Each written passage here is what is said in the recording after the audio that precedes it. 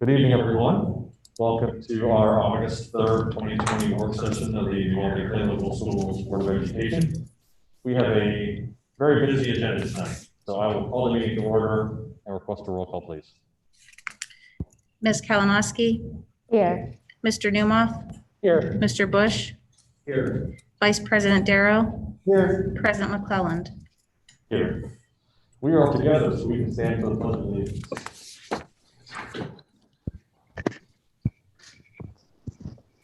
I pledge allegiance to the flag of the United States of America and to the republic for which it stands, one nation, under God, indivisible, with liberty and justice for all.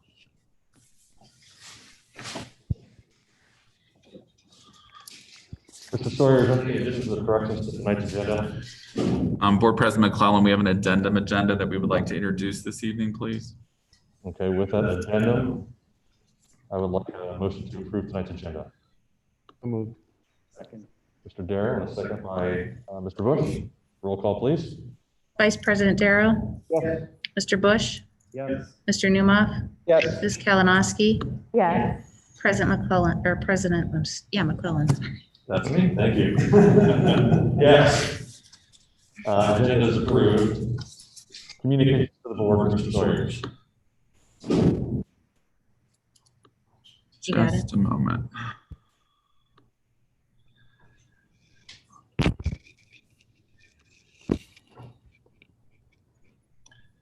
Becky, I can't share screen. It says you disabled it. There. You should be now.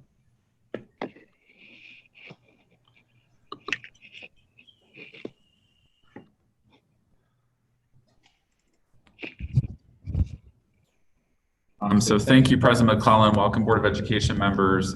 This evening for our Board of Education meeting, we've tried to create an organizational structure. We have some guests joining us virtually to participate in the conversation related to the responsible restart for the 2020-21 school year. We also would like to provide an update to our families throughout our school district in relationship to the upcoming 2020-21 school year, as well as our faculty, staff, and other guests that are joining us virtually this evening. I'd like to begin with our statement of purpose to ground the conversations we're going to have this evening and all things that we do across our school district, and want to remind everyone that our primary purpose is to create a culture of accountability that achieves the best academic and developmental outcomes for each student in our school district. Tonight's updates to give you a preview of coming attractions, because as you might imagine, I've received a lot of public inquiry related to the content of tonight's meeting, so I want to try to give some anticipation to our families of what to expect. So I've asked specific members of the New Albany COVID-19 Task Force to join us this evening virtually to provide input to the Board of Education based upon the recent work that the task force from medical health professionals has conducted or completed. I've invited the Plain Local Education Association President, Mr. Joseph Armpriester, to the board meeting virtually to also address the Board of Education related to the 2020-21 school year, to represent the certified teachers throughout our school district or certificated personnel that work directly with kids. The Ohio Association of Public School Employees President Laura Hartley will also provide input to the Board of Education. She will be here in person to address the board at the podium, but also virtually for our families. And then through my superintendent's update, provide information specifically to our families about our path forward and specifically address questions that we've received related to the virtual learning planner program for our students for 2020-21, as well as an update on in-person learning and next steps to basically create our path forward within our school district. With that, I'd like to begin with the members of the 2019 Coronavirus Task Force that exists for the New Albany School District throughout our greater community of New Albany. I'd like to remind everyone that the COVID-19 Task Force members are very diverse, representing not just first responders, local city governmental officials from New Albany, but also practitioners specifically within the field across the greater New Albany proper and portions of the city of Columbus to help us make decisions that are in the best interest of our students as we look towards the future and help them navigate the coronavirus. With that, I'd like to begin this evening by welcoming Dr. Stephen Kanowitz. Dr. Kanowitz is a specialty in internal medicine and pediatrics. He's board certified both in internal medicine and as well as board pediatrics. and has been an active member of the task force. Dr. Kanowitz will participate virtually. So welcome, Dr. Kanowitz. Thank you. Thank you, everybody, for allowing me to speak tonight. Pretty much just to cut to the chase. As part of the New Albany COVID Task Force, we looked at many different data points with a very diverse group of professions on the force. And basically, we have recommended to the school board the following: 100% masks for all students, staff, anybody who enters the school building with limited exceptions, social distancing as much as possible, hand washing, sanitizing, surface cleansing, commitment to symptom checking and reporting, staying home when sick, developing the appropriate protocols for quarantine, protocols for the nurses to assess symptoms, cohorting when possible, and understanding that we must be adaptable because all this is new to everyone. Our task force also wants to make sure that we have the data to look for and that what tells us that we're on the right track. We need to know when we're failing. So we need to make sure that we have the metrics in place that we can keep those in mind that says, you know what, now it's time to pull back. We have recommended to start the school year in a hybrid format for a short period of time so that we can get our processes down, see how the numbers look, what the data looks like, see what the current health orders are, and then move to full time. We absolutely need to get back to school. It's safer than what the headlines make us feel. The flu is much worse on kids than it is for us. And it's much worse on kids than what COVID is. We cannot react and make decisions based on the headlines. For those of us who've been in the medical field long enough, we've all had those experiences where we've lost people to strep throat, to RSV, to the flu. Most importantly, we need, for the mental well-being of our children, to be back in school. We will lose children to violence, drugs, abuse if they're not in school. No matter which option we choose, the potential for loss is there. Children need routine. They need that relationship with their teachers. The bonding, guidance, and mentorship you cannot get online. Teachers in classrooms are the safe havens, and the one place children can go for help. That won't or can't happen remotely. One of the common questions that people ask is why, through New Albany, have we decided to choose to go against the Franklin County Department of Health recommendations? Our numbers, which one of the other gentlemen on the task force will discuss here shortly, will show that our numbers are much better than most parts of this county. There's absolutely no data to support the 6 feet versus 3 feet of distancing. Most of those distances are arbitrary. There is no health data that suggests that one distance is better than another. The CDC, NIH, Academy of Pediatrics, the Academy of Family Practice, they all recommend getting kids back into school. So really, maybe the better question is, how can the Franklin County Department of Health go against those major organizations? People have asked about temperature checking. Well, to be honest, temperature checking really has not shown to be of much benefit either. The infrared temperature thermometers that we use, I don't know from your experience, but our experience has been that most people walk around with a temperature below normal with those pieces of equipment. We know that there's a large group of people that walk around asymptomatic with the virus or with temperatures of 99, 99.5 that would not necessarily be removed or asked to quarantine. The bottom line is that no method of what we do will be 100% better than anything else. All of this is new to us. A lot of these protocols, it's a learning experience. But what we ask is patience and understanding that we are all doing what's best for each and every student and faculty member and staff member. Every county and district has to make the best decision that's based on their local landscape, resources, and needs of their district. One size doesn't fit all. And that's kind of why when we looked at what the Franklin County Department of Health put out, we felt that what they were putting out did not necessarily fit to our district. The mask, which has been a major controversy, and we've chosen to implement or recommend 100% masks. Those aren't perfect either. And we understand that, you know, for kids and for any of us to wear a mask 100% of the day is going to be tough. But the most important thing we can do is be accountable to ourselves, keeping the hands clean, keeping our areas clean, and continuing to remind each other and the students and our faculty to wash hands and keep our masks on the best as we can. The bottom line is that no matter what we choose, people aren't going to be happy. It's going to make people uncomfortable. We're going to be put into a situation that at first we're going to be very uncomfortable being back in front of a lot of people. I know that's how I was when I went back into the office after 2 months of working from home. But we have to remember that kids do amazingly well with this virus. There are very few admissions to the hospital. There's very few deaths. And now I'm not minimizing any deaths at all. We also understand that 96.6% of the people in this country have done very well with this virus. Thank you. Thank you very much, Dr. Kanowitz, for your participation. The Board of Education, if you would, please hold questions until we have an opportunity to hear from the second person from the task force. Is that okay? Yes. Next, it's my pleasure to introduce Dr. Mark Weir, who has a specialty in human health risk based upon environmental engineering and interventions. He has a PhD from Drexel University, is a parent also within our school district, and is here this evening to talk about environmental considerations for the COVID-19 risks that the task force actually went through the process of evaluating. Dr. Weir. Great. Thanks for allowing me to join and present to you. So everything that Dr. Kanowitz was talking about is an important basis for what we can expand upon when we look at the overall impact of the disease so far within our community, as well as what environmental considerations and options we actually have. So when we're talking about what Dr. Kanowitz was getting at was that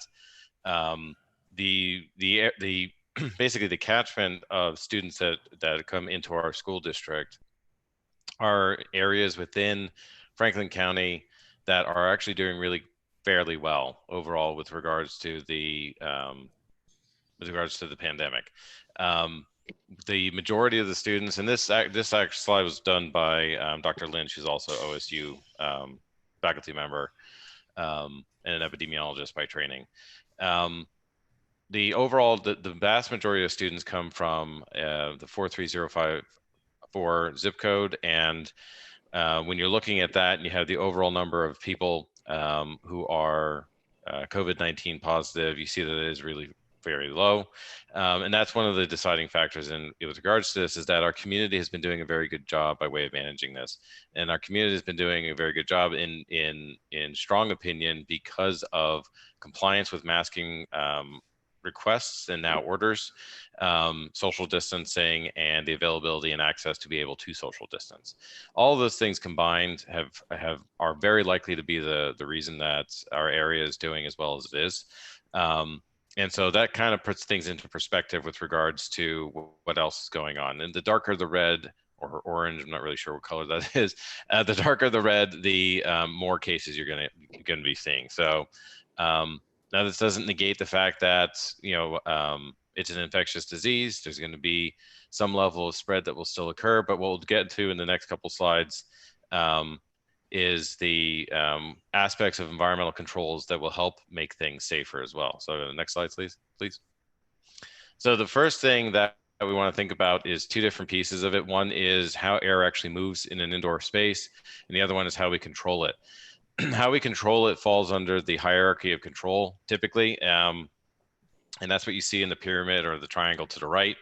And then we'll talk about the thing on to the left. Now, the thing that makes no sense, if you go to the next slide, is substitution. We can't substitute this hazard. That's something that's usually in chemical or radiological risk, but for an infectious disease, it doesn't make any sense. So of those options for us, we can eliminate it from the environment, have engineering controls, meaning the HVAC system, filtration within the HVAC system, things like that. And we'll talk about that in a little bit. And then administrative controls, those are things like social distancing requirements, orders, things like, and associated. And administrative controls are the things like the masks that the board members are wearing right now. They're not really PPE. They wouldn't really fall into that classification. They fall under an administrative control. And then PPE is at the top. The reason it's the least effective is because it is personal level instead of population level.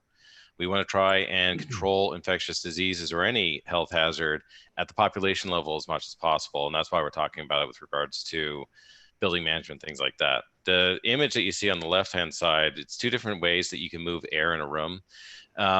In modern buildings, especially when you're talking about schools, offices, and the like, they run a displacement system, and that is much more effective by way of efficiency, but also it's more effective by way of being able to control where infectious agents will end up being at some point. It is not 100% safe because nothing is.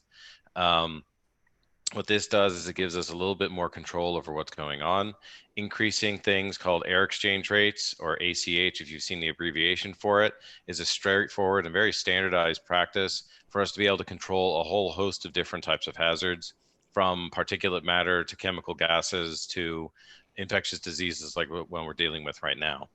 So if we go to the next slide. It's important to understand that there are two main vectors. There's a lot of different ways of being able to come in contact with the virus.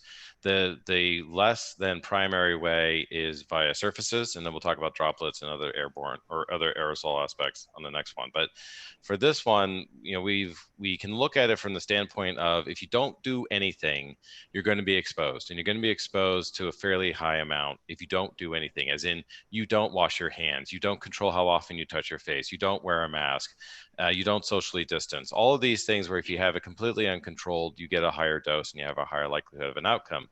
Interrupt that in any number of different ways, and you reduce the amount that you're going to be exposed to. So if everybody is wearing a mask, then you reduce the amount that's going to be able to get onto a surface. If you do have some that gets onto a surface, even though it gets around the edges of a mask or anything like that, you wash your hands or you disinfect the surfaces more frequently, and you're not going to end up having as much virus that you're going to come into contact with. So it's multiple layers of being able to control things. If we go to the next slide. And this continues when we're looking at it from the air side of things as well. There's two different aspects of, all right, there's two different aspects when we're talking about it from the air. There's droplets, and then there are finer aerosols.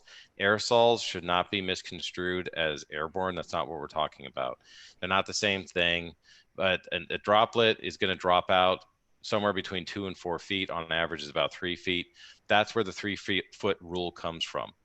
The 6-foot rule, my lab has yet to have been able to find out where the 6-foot number is built around, other than an additional margin of safety that was put out by the Centers for Disease Control and Prevention. The main portion of the data is in 3-foot range, and that's where droplets drop out. After that, aerosols will be able to maintain themselves in the air. But if you think back to that image of displacement ventilation, if what you're doing is you're sucking more of the air up into the ceiling at a faster rate, you'll remove more of those aerosols quicker. They'll be in the air less amount of time. You'll inhale less of them, and you'll have a lower chance of an infection overall. Notice how I keep saying is a lower chance of infection, and Dr. Kanowitz was also getting at this as well, is that the idea in any environment, in any community, anywhere, and those absolutes are actually what I'm saying, of 100% safety is non-existent. You leave your house, you no longer have 100% safety. You stay in your house, you don't have 100% safety, depending on what the risk actually is. When you're talking about it from SARS-CoV-2, it is a virus. It is not a predestined cruise missile aimed towards your face. It is a living thing that has to be able to survive long enough to get into your body to create an infection. And so the idea behind environmental controls and preventative public health, is in environmental health, that's what we do, is to try and make it that you get exposed to the least amount possible within reality and within reason, so that we can reduce your risk as low as possible. So that's some of what we've also been looking at, is how do we try and make sure that the 3-foot actually makes sense, the air exchange rates make sense, the MERV rating, MERV is a standardized rating system for filters, that's high enough. All these different aspects, including disinfection, hand washing, social distancing, enhanced, and making sure we have mask compliance. All of those go into the multiple layers that you can try and prevent an infectious disease incident proactively. So that is some of what has gone into our thinking as well. So again, we're very fortunate within New Albany to have experts that live locally, that participate from a wide variety of professional resources to benefit the learning that we've done with school organization to understand how to increase your health and safety protocols. With that, welcome opportunities for the Board of Education to ask both Dr. Kanowitz and or Dr. Weir questions on behalf of the COVID task force. Anyone have any questions? I guess the first, real quick, you guys both said it, but I'd like to just confirm it again. There is no environment anywhere where things would be 100% safe. There's always going to be risk no matter where you are. Is that correct? Correct. Yes. And just to expand upon that, there's never in the history of humanity been an environment that was 100% safe. Is that true? Correct. Correct. Yep. And prior to February of this year, the public had a fairly well commonly held view of relative risk. So during flu season, in general, if people were sick, they stayed home in general. But we continued to live our lives.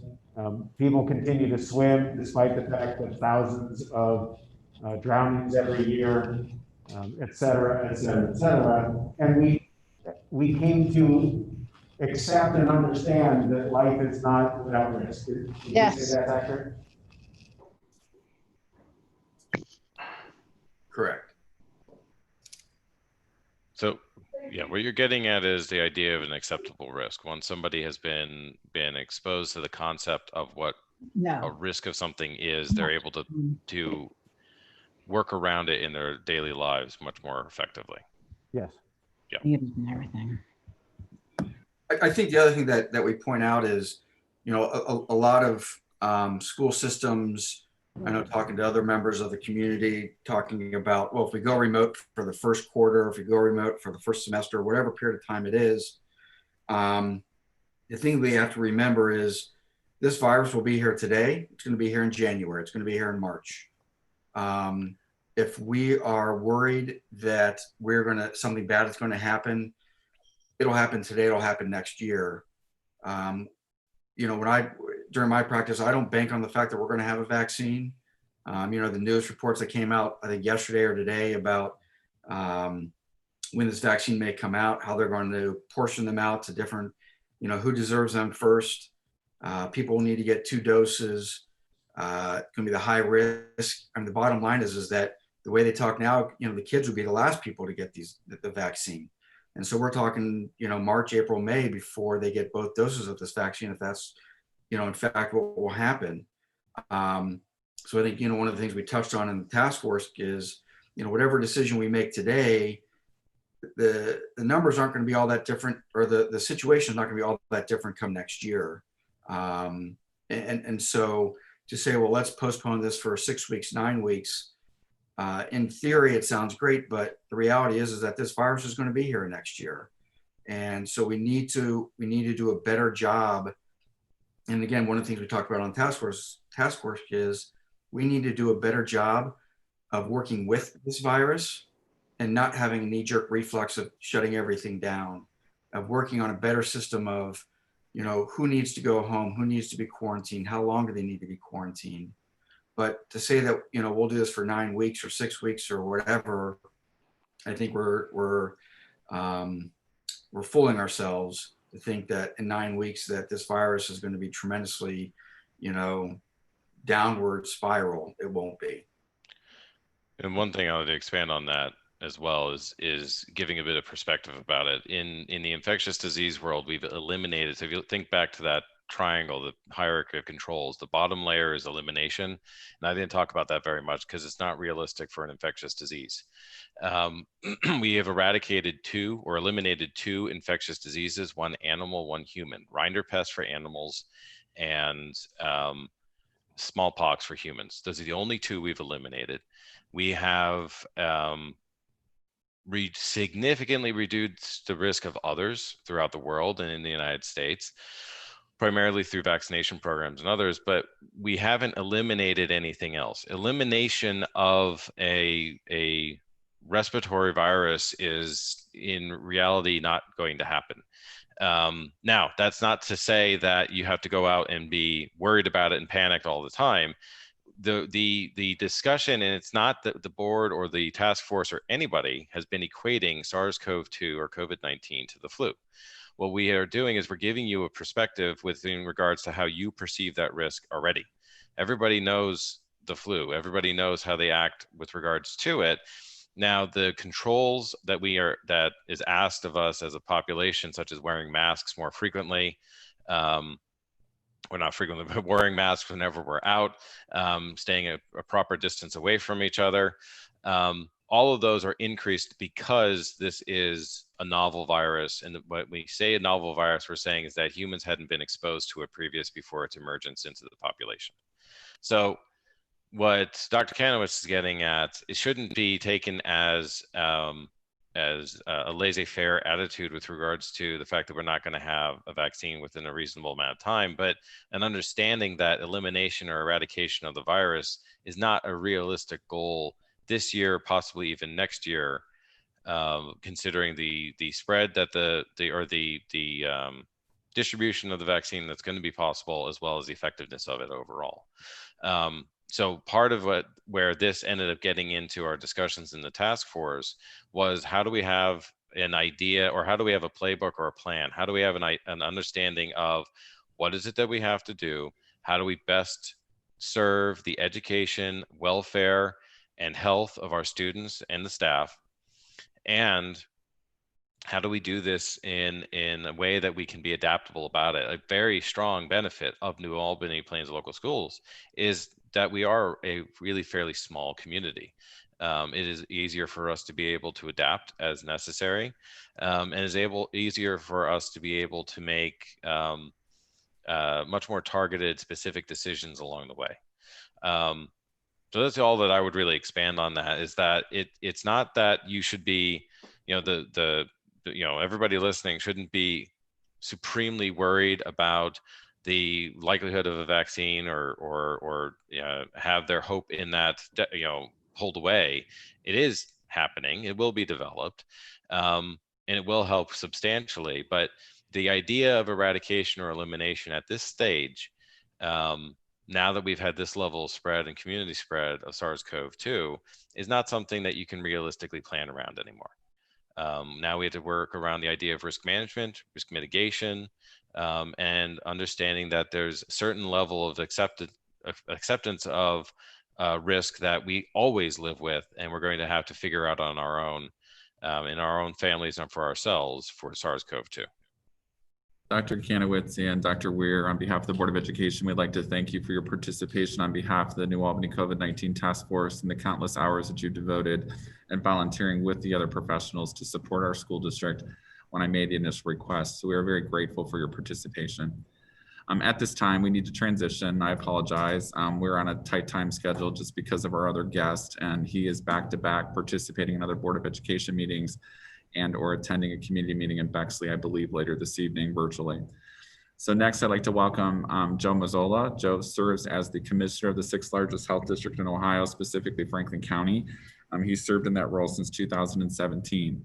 So Mr. Mazzola, welcome to the Board of Education meeting, and thank you for your participation this evening with New Albany. Thank you, Superintendent Sawyer. It's good to be with you. Good to be back with the Board of Education tonight. Thanks for the invitation. Hey, Joe, this is John McClellan. Again, appreciate your willingness to come and sit in front of the squad here again this time and face the questions. We know you only have so much time with us, so we're getting right to it. I'm not sure how much you heard from Dr. Kanowitz and Dr. Weir about this conversation of nothing being 100% safe. So my first question to you is, with bars, restaurants, grocery stores, businesses, daycares, and preschools all open for business, what is the evidence that schools should not be reopening? Well, I think that's a great question. And I think, what we've tried to do at Franklin County Public Health is really provide our best public health guidance to those sectors that we have an opportunity to provide that guidance to. You named off several sectors already that obviously have already opened in various degrees.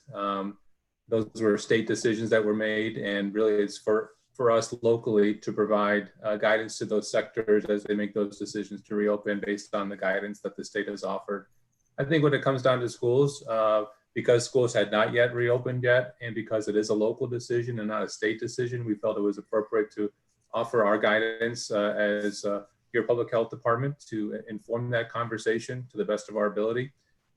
Certainly there's no easy answers here, but as we saw the community spread happening over the last 4 to 6 weeks, both in terms of new cases and positivity rates, we were and still are very concerned about the amount of transmission of the virus in our community.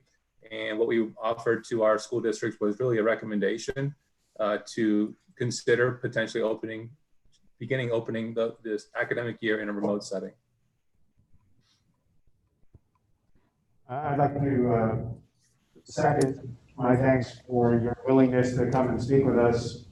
You know, it's easy for public officials to hide in their offices and not face the public, so I appreciate that. Of course. My first question is, it's actually the same question I asked the last time we were together, and I said, please explain who it is your recommendation is intended to protect, given that the evidence from around the world, literally everywhere in the world, that there's little risk to children or teachers and school staff in the school setting. So thank you for the question. I think I heard most of it, but I think we would all acknowledge that the health risk for children has been very well documented, and we're thankful for that. And we see that in the morbidity and the mortality data. Though it still does exist, and I think we have to acknowledge that there is still risk for children with respect to COVID-19. But what we're very much concerned about is the transmission of the virus potentially to those who are at risk, those who have underlying health conditions, those who are at a certain age group, whether they're in the school district themselves in a building or potentially at home as well. So we actually just issued a statement this afternoon, sort of clarifying a little bit more about some of those concerns. We really are, again, very focused on those who are most at risk. And we absolutely see, and we're learning more about this disease every day, but we do know that children above 10, for example, tend to transmit the virus around the same rates as adults do. And I think there's good literature out there that would suggest that children under 10 aren't as effective carriers, if you will. But we certainly are concerned about the additional opportunities for the virus to spread by opening up schools. We know that there's no way to eliminate that risk, but we really are concerned that for those who are most at risk, that perhaps we're trying to make the best recommendations to protect those. Well, I do appreciate that. I have a follow-up in that you listed several potential areas of risk, which seems to me would fall into the category of a relatively small minority of individuals, both children and adults. And again, the evidence from around the world is that while this potential exists, there simply hasn't been anywhere in the world where children have been effective vectors of transmission to their teachers. So in the school setting, we simply haven't seen, I haven't seen studies from anywhere in the world that support the idea that it is a significant risk factor. And those who have individual risks, steps should be taken to protect them rather than depriving the entire community of the benefits of education.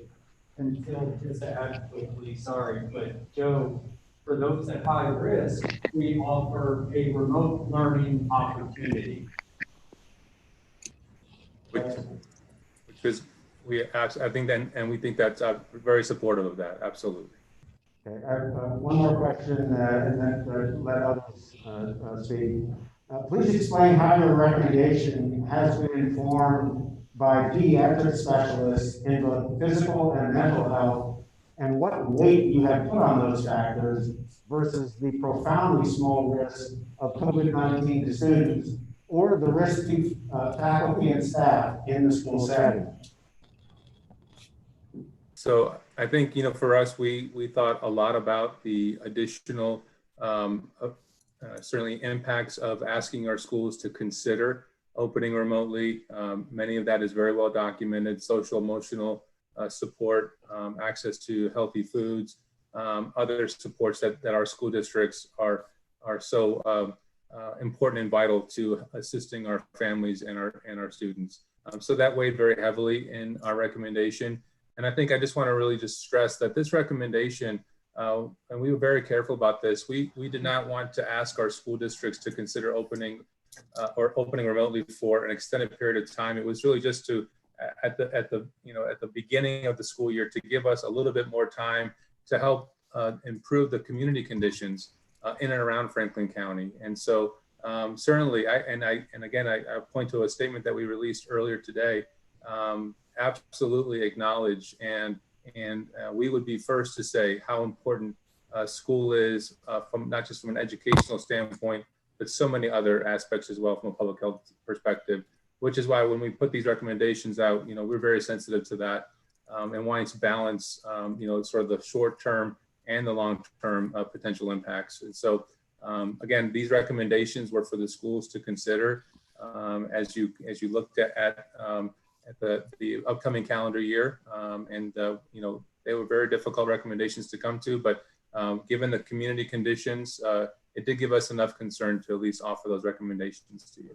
Just a very quick follow-up then. Mr. Derrick. How is it that your order for the entirety of Franklin County fails to differentiate between areas like Walton that are nothing like the balance of Franklin County, where we have significantly reduced levels of community spread?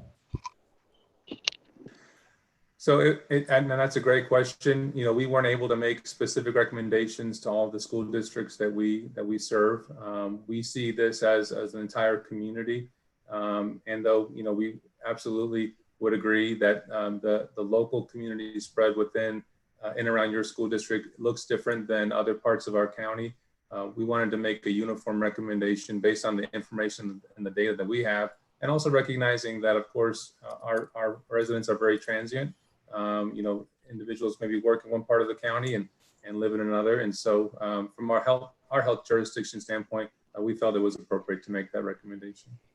Thank you. Mr. Bush.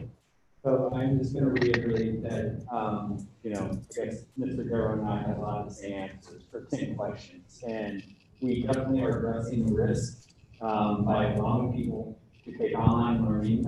And for the risk that people want to take on, that Dr. Weir and Dr. Kanowitz spoke about, those parents, 77% of them are willing to come into the schools and assume that risk.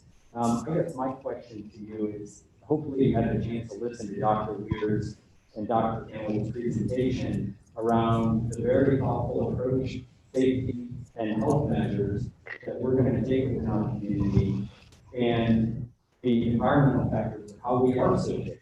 And at the Upper Arlington board meeting on July 28th, you said you want to address this at a community level, but now you're just saying here that you want to treat all Franklin County as a community. That doesn't make any sense to me. Which is it? Is it 1.3 million people, or is it one community that's doing a great job of controlling this disease?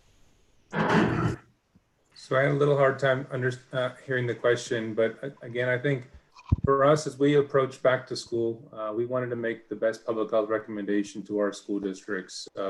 We absolutely appreciate, again, the fact that what's happening in your local community might be a little different than what's going on in and around Franklin County.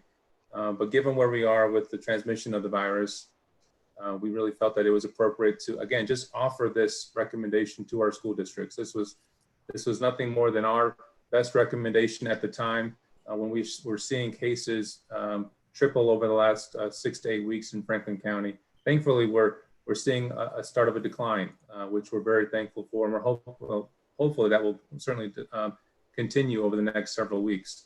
And so at this point, again, we offered that recommendation, and certainly, appreciate how perhaps what's happening in and around your particular part of the county is certainly for the school board absolutely to take into consideration. All right, thank you, Joe. I just one more quick question. So the Franklin County Public Health Department leads communities to achieve optimal health for all. And on your website, it says you have a single goal of unity as a foundation. As a parent, I'm greatly concerned about the social, emotional, and mental health of our children.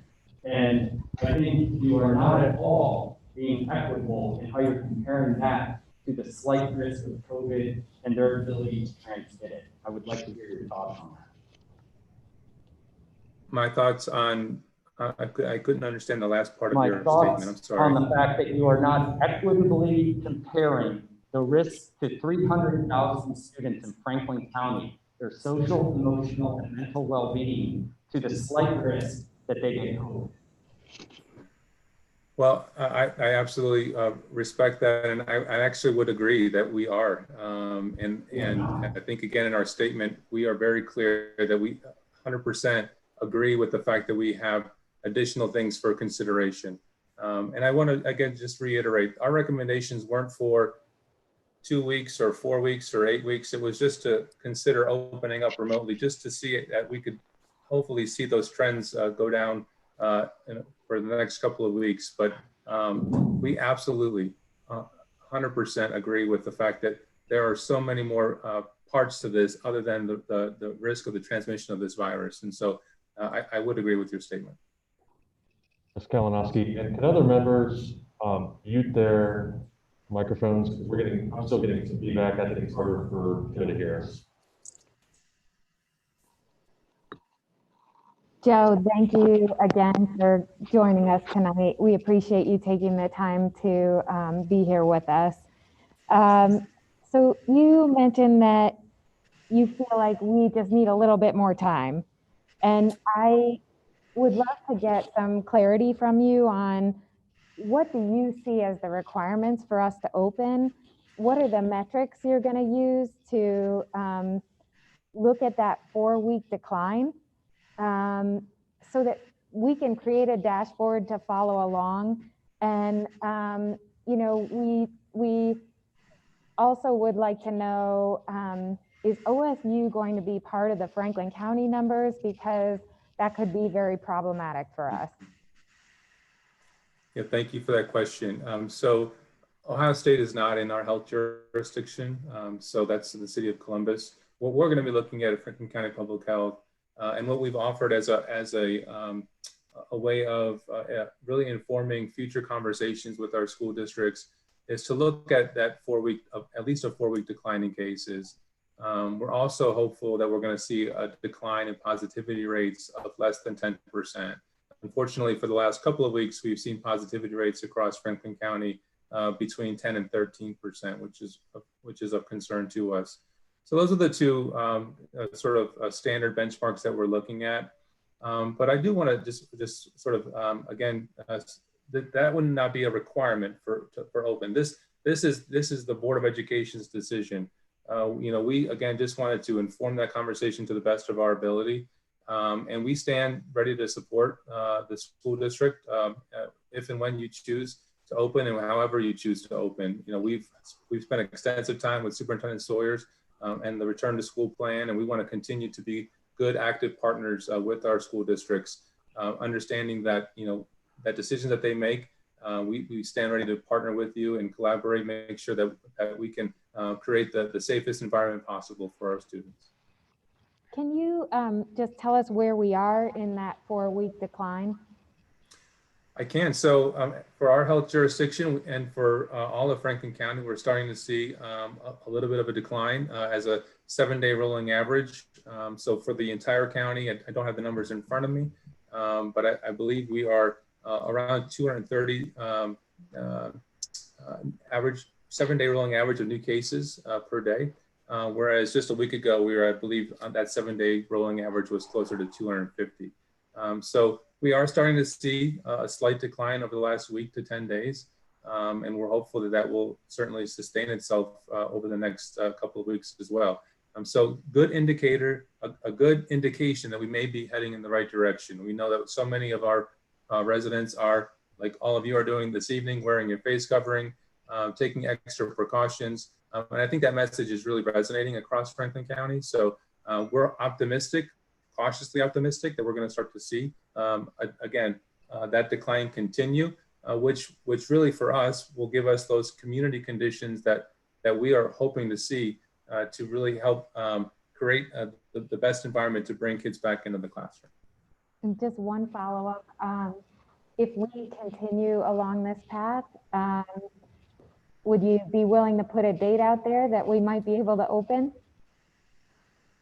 So you can open up as soon as the board makes that decision, and that's what we were very clear in our statement this afternoon to clarify. There's nothing prohibiting you from the health department standpoint from opening up as you were planning to, as you've been planning to open before our guidance was released. So that's something we wanted to clarify in that statement this afternoon, that there's nothing that the health department is looking for or needs from the school district relative to opening at this point. We've reviewed your plan. Your plan, it has been demonstrated to be sound and detailed. Again, we were just offering an idea and a recommendation to consider as we start to make progress with this virus. What we want to do is sustain it, and the best way to sustain it is to limit those opportunities for the virus to spread. And so we were certainly offering that as a recommendation to our school districts, because at the community level, those conditions aren't ideal for bringing kids back to school. It's not to say that we can't. They just weren't ideal in our opinion, and so we wanted to just offer that as a recommendation. So you can absolutely, from the health department standpoint, move forward if that's the Board of Education's decision. Newmoff. Mr. Mazzola, thank you again for taking the time to spend with us this evening. Just one question and then a clarification perhaps from Ms. Kalinowski's question. You've heard from Dr. Kanowitz about the numbers being less intense in the New Albany zip codes, and we shared a slide prepared by a member of our task force. So we have a lesser heat ratio, if you will, in the northeastern corner of Franklin County. You mentioned that the plan is demonstrated to be very sound, that Mr. Sawyers has shared with you. You've also mentioned these are guidelines, that these are not mandates. These are guidelines intended to be across the county, but that you welcome local decisions to be made. So do you view the plan put forth, given our considerations and mitigation opportunities that we're putting in place, do you view the New Albany plan to be reasonable and with due diligence, with sound due diligence? Should we proceed with opening schools on a hybrid or full-time basis? We do, absolutely, we do. Okay, thank you for that. And then just to follow up on Debbie's question, should we perhaps not proceed, but wait on the next decision coming from Franklin County? I hear about this 28-day window, and I also hear about 7-day rolling average. Can you tell us where we sit? Will we have another recommendation 6 days from now, 7 days from now? What can we expect specifically from Franklin County Department of Health in that regard? So I wouldn't expect a new recommendation in the next week or so. What I have been, as I've been having these conversations with boards of education, we really want this to be an active dialogue with our school districts. And so Superintendent Sawyers may have already mentioned that we are meeting with our schools now every Tuesday morning to go through the latest data that we have for the county and have that active dialogue with our superintendents, so that when we get to a point where at the health department we are confident and are comfortable with where the indicators are leading, that we can then have that active dialogue with our schools and perhaps make another recommendation. So I hate to kind of put an actual time frame on it, but it really is about that partnership and collaboration, looking at the data between the school district, the health department, and having that active conversation. Go ahead. You go follow up? Go ahead. Okay, Joe, I just wanted to just follow up on what you just said about the the board, having the plan that we have, that you all think it's sound, that you all think it's something we absolutely can open with. So as in the letter that you had referenced earlier, you mentioned that that you will continue to work with boards of education to provide assistance and support with whatever plan they choose. So just confirming, if our district chooses to open, and whatever that looks like, whether it's some hybrid or full approach, with all the proper social distancing and sanitized processes in place, that you will continue to work with us to ensure that that is a safe environment as possible, knowing that nothing is 100% safe, but knowing that it is as safe as environment as possible for our students, our teachers, and our staff. We 100% absolutely will. Yes. Anyone else have more questions?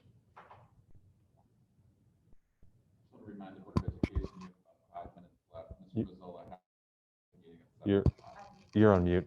You have a board meeting at 7 o'clock, Mr. Mazzola? I have a community forum for the city of Bexley at 7. Yes. Okay. And any other questions from the board? Mr. Newmoff. Mr. Bozol, again, thank you for your time. Should we submit that plan for review by Franklin County? That's something you could return to us as your commissioners, or does that come directly from you? A review of our plan? So the review of the plan, I know we've had individual consultations with many of our school districts. I can't recall as to when the last time we talked to your school district about the plan, but certainly if there's been any changes or updates, we'd be happy to review that and provide any timely feedback at your convenience. So we have a team that has been setting up those conversations with all of our schools and have been working both from the environmental side and the nursing side, having those active conversations. And so if there's an updated version of the plan you'd like to send, we'd be more than happy to set up a meeting to talk about that plan, provide any feedback, and have that back to you timely. Darryl? Unmute. A quick follow-up on your question or in your comment about decline over the past week to 10 days. Do you know what the typical lag time is in Franklin County from the time a test is performed to the time it is reported as positive? So it varies greatly, unfortunately. Yep. Just an average. Yeah. Average probably 4 days. So is it safe to assume then that the actual decline that you're seeing in the reporting is at least 4 days late? So that if we have a week to 10 days, we probably have at least a week and a half to more than 2 weeks of decline already? It's potential. It's all, we're always looking at in the past when we have those cases. Understand. Yep. So I hope so. I can't say for sure, but it's possible. Just based on the lag time itself, right? Mm-hmm. Yes. Joe, Mr. Mazzola, thank you so much for joining us. We're actually going to probably let you off the hook a couple minutes early so you can get a breath and have a glass of water before your next meeting. How about that? That sounds great. I really do appreciate the questions. I appreciate the dialogue. Please let me know what we can do to be, again, supportive for the Board of Education, for the school district. These are tough conversations, but we truly are committed to not just the school district, but all the families and students that you serve, wanting to do what's right and support you in any way that we can. Thank you very much. Thank you so much. Thank you. Mr. Sawyers. Thank you, President McClellan. I'm going to go a little bit out of order just because we have another person that's actually arrived. She's later in the deck, but I'm going to bring her forward now. It's Laura Hartley. She's the OPSI president for the non-teaching personnel within our school district that are represented by OPSI local number 303. So I'm going to give Laura an opportunity to come to the podium here in the boardroom to speak to the Board of Education on behalf of OPSI. Ms. Hartley. Good evening. Do you need me to state my name and all that for you guys, or? Okay. So, Well, I'm going to say before I start, this is not my comfort zone, but I think it's really important for all of us. And I kind of missed something in my letter to you, that to make it clear that our students are our #1 priority. So there are kids when they're with us. So from there, I'd like to start with saying first, thank you to Michael Sawyers and his team for the time and effort given to the safety and well-being of the entire district. OBSE and its Local 303 are committed to work with the New Albany Plain Local School and the Board of Education to find manageable, meaningful, and innovative paths ensuring all employees remain gainfully employed. There could be no worse time than the present to put employees' positions, wages, health insurance in jeopardy than in the midst of a global pandemic. Our members are more than simply the job titles that they respectfully hold. They're essential workers that have and will continue to be valuable and vital to the operations of the district. Please understand the importance of our positions our members hold and how difficult it would be to replace these employees. Bus drivers are unquestionably the most highly demanded position and have the greatest shortage in the country, and Ohio is no exception. Bus drivers are likely the first school employees that children see each morning and likely the last they see before they go home. The educational aides offer essential roles in mentoring the children. Custodians are critical to the educational process, not only providing cleanliness, but kind words and reassurance to the children on a daily basis.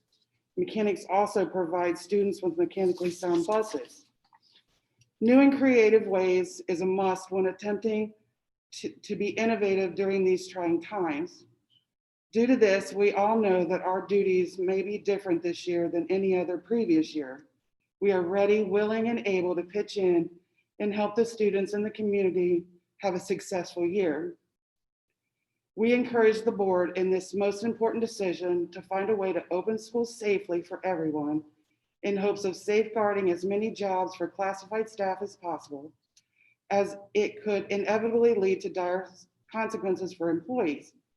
OBSE's classified staff are highly important in filling critical duties which are essential to each and every student's overall educational success. Thank you for your time, and respectfully, the entire OBSE 303. Thank you. Thank you.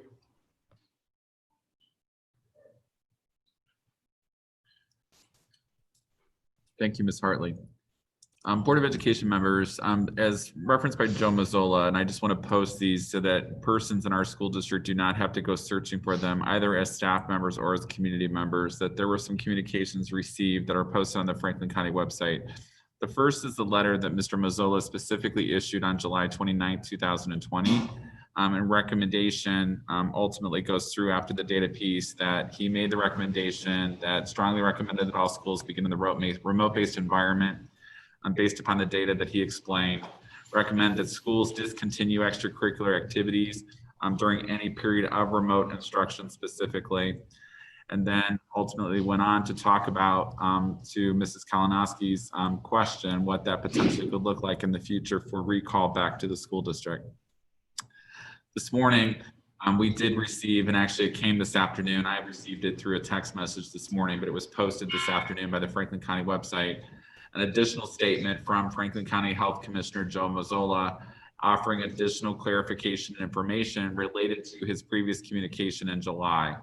So again, this will be posted on our district website as part of the presentation, but it's also available through the Franklin County website. I'm going to focus on a couple of things that he specifically pointed out. The Franklin County Department of Health has received numerous emails, text messages, and phone calls from constituents throughout the suburbs of Franklin County, and specifically in reference to his recommendations. And he goes within the context of the letter to say that they truly are, as he had said on the phone call, recommendations, and they are not a Board of Health order.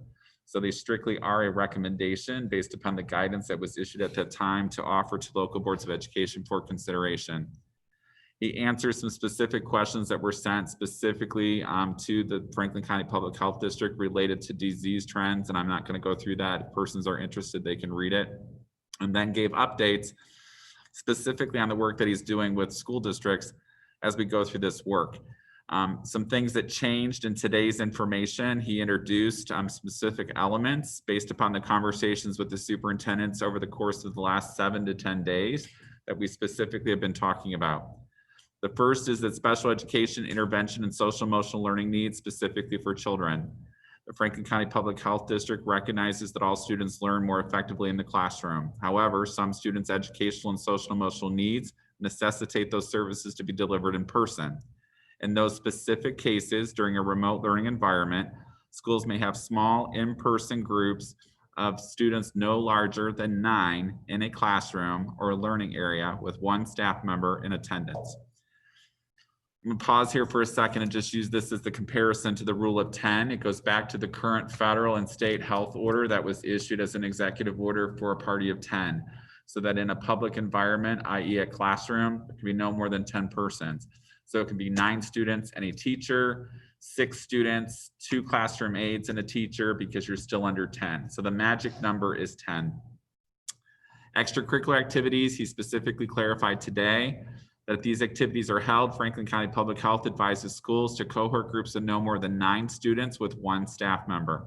All sports-related decisions should follow guidelines from OHSAA and the state. And again, this is specifically within a remote-based learning experience.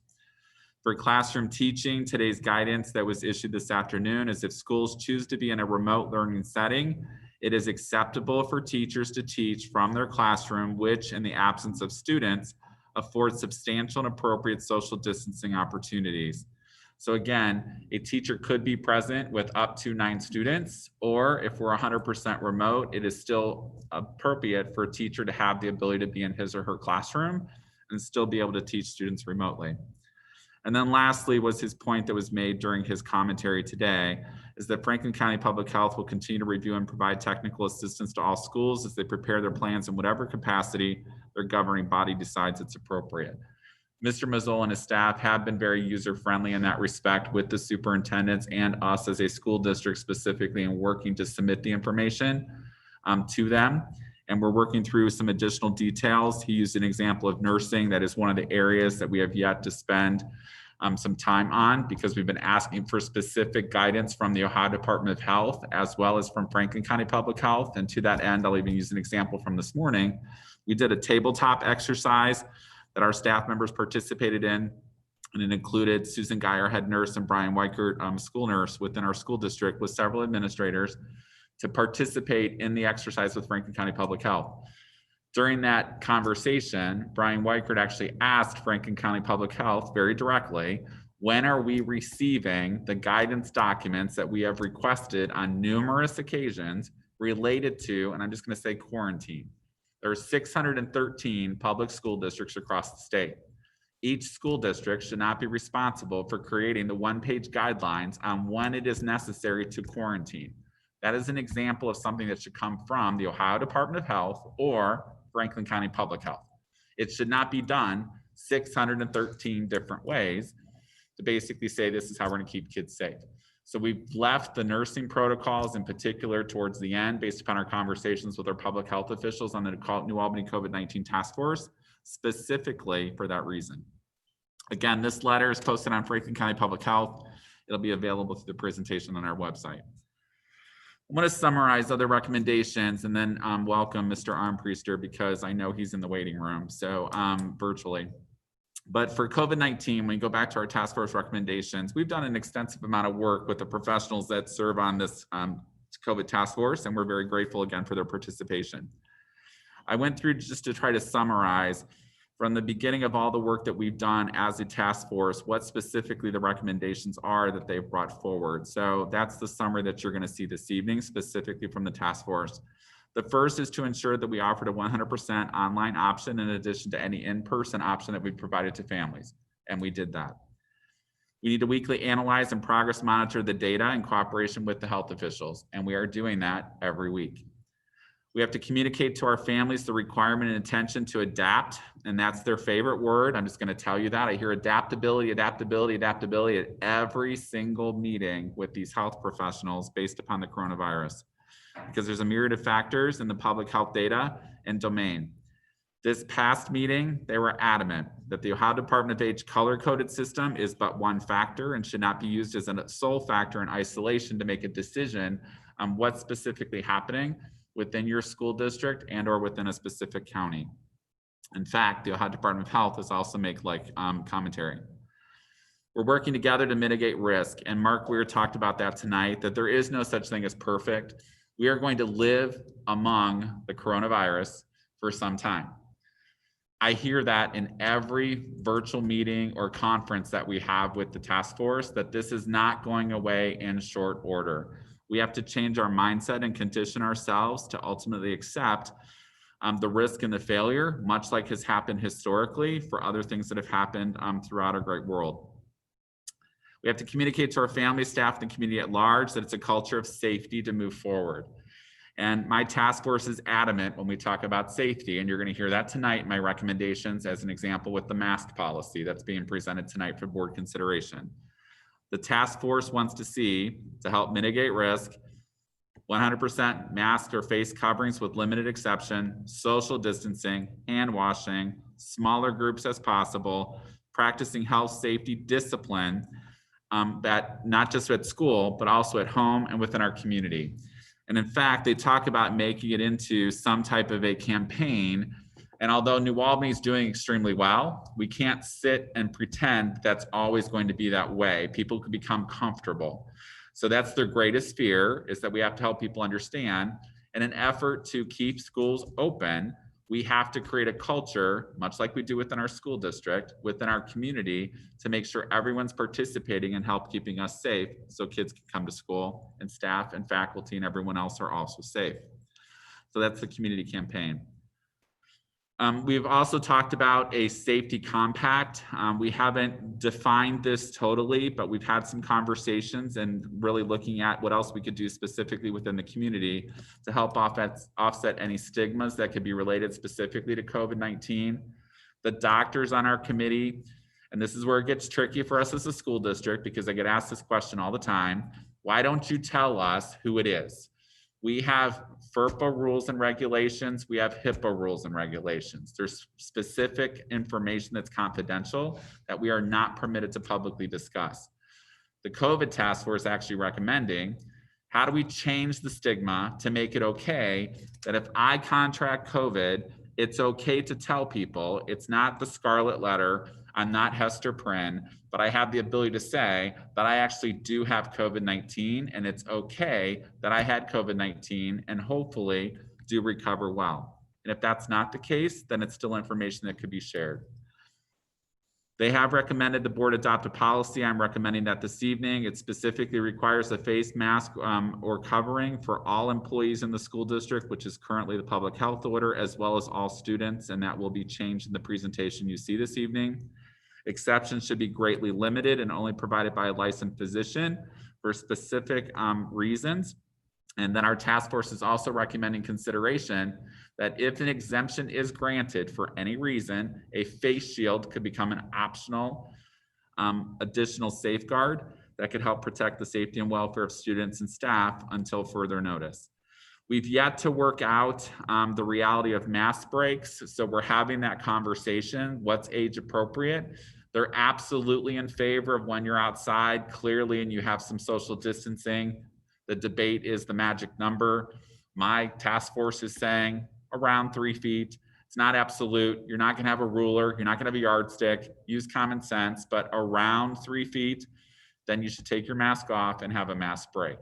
I've asked for age-appropriate mask breaks in classrooms when schools do reopen, and what does that look like? So that's where we're still defining that to try to work that out, because that's one of the things that our teachers have asked for in conversations about clear and appropriate guidelines that would be enforced within our school district. The social distancing piece I talked about, and Dr. Weir talked about it specifically, so I'm not going to go through it. The medical professionals call our hybrid model a glided model. Our glided model, I thought it was very interesting. It must be in the health world, but they said you're going to have a glided opening is their recommendation. So I call that a hybrid opening when we're capable to do that within our school district based upon the information that we learn. based upon the weekly data. They did recommend in their last meeting that for reduced capacity for a hybrid opening, we should start at 50% or less within our school district to able to actually have social distancing and learn the behaviors that need to become habits related to safeguards for COVID-19 or the coronavirus.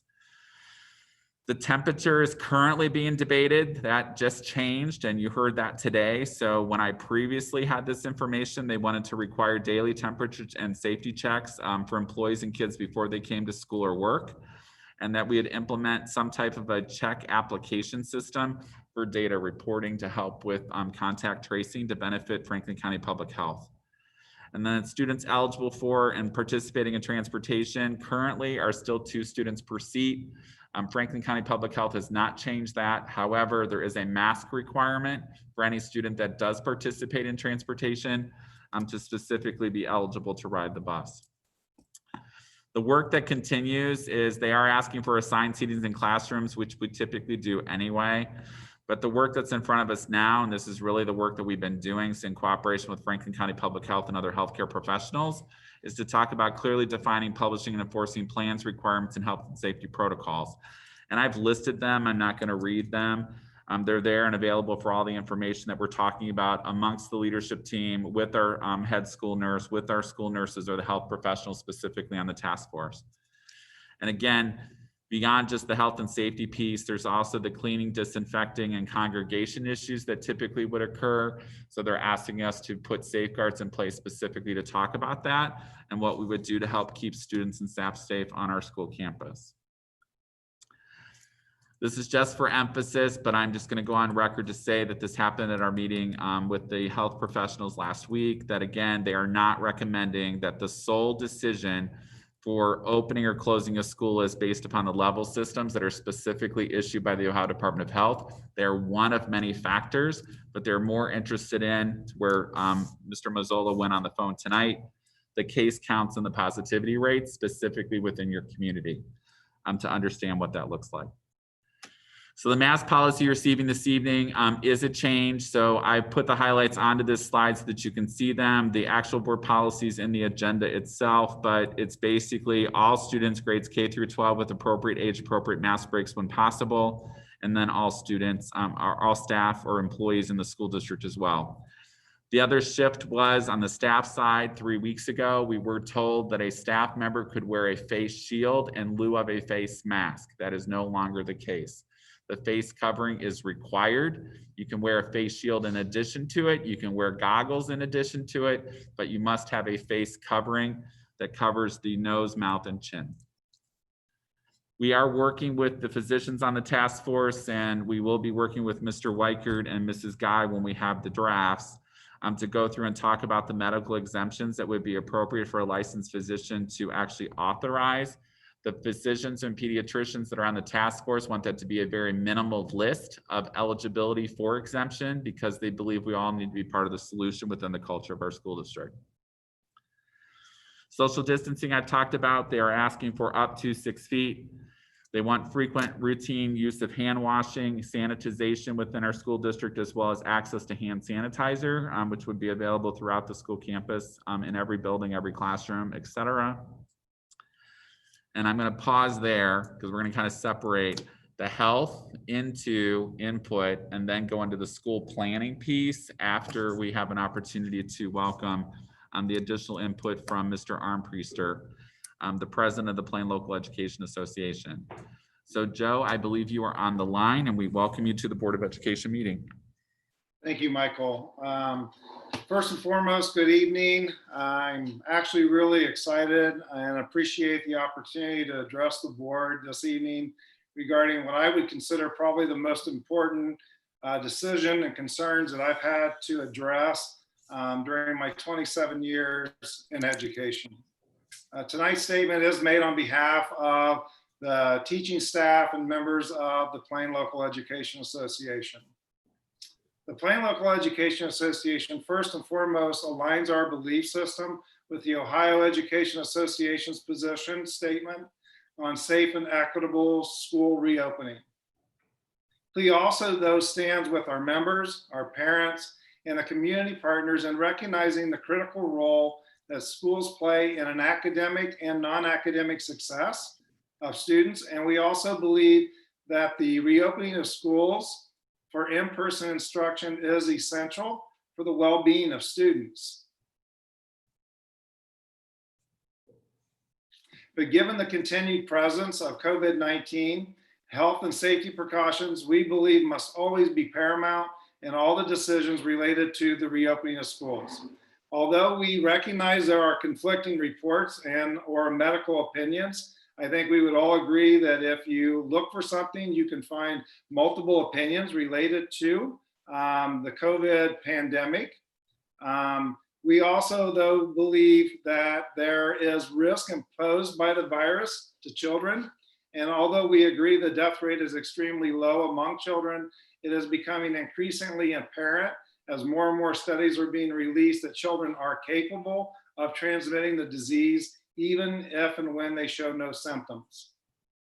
Given the present dangers posed by the spread of COVID-19, however, Plea believes that reopening for in-person instruction prematurely would pose an unacceptable risk to the lives and health of students, the adults who work in the schools, and the people that they care for at home. Our members have entered the education profession because they deeply care about the success of all students. And we are committed to meeting the needs of students in any mode of learning that maintains safety first and foremost, that also includes the use of remote learning as long as it is necessary. Furthermore, under Ohio's warning system, Plea believes that any school or campus building should remain closed to in-person instruction if the Franklin County is designated as a level 4, which most people would recognize as the color purple, or a level 3, the color red. We believe that until a vaccine or cure for COVID is widely available, our learning community must be permitted to open for in-person instruction only if all the CDC and or the Ohio Department of Health requirements can be fully met. Whereas any safe reopening plan will require adequate resources, including sufficient funding for the number of educators, support staff, nurses, and custodial workers to meet the needs of the students in the classrooms. Because of this, we're calling on the school board to adopt policies that adhere to the CDC guidelines for schools, including, as Michael mentioned, the mandatory mask and face coverings for all students and staff and visitors, should we allow visitors to enter into our buildings. Strict adherence to the 6-foot physical distancing between individuals. Stringent hand washing and sanitizing protocols. Daily health checks for students and staff. And strict protocols for quarantining and isolating those who have presumed positive for COVID-19 and anyone who has been exposed to the virus. In addition, we believe that ample testing must also be available to ensure individuals who become afflicted with COVID-19 are negative prior to returning to school. And evidence-based protocols for contact tracing must also be in place to ensure anyone who has been exposed to the virus is alerted and required to be isolated from school or campus population. We believe that no education employee in any setting should be forced to choose between their livelihood and the health or safety of themselves, their family, or the students.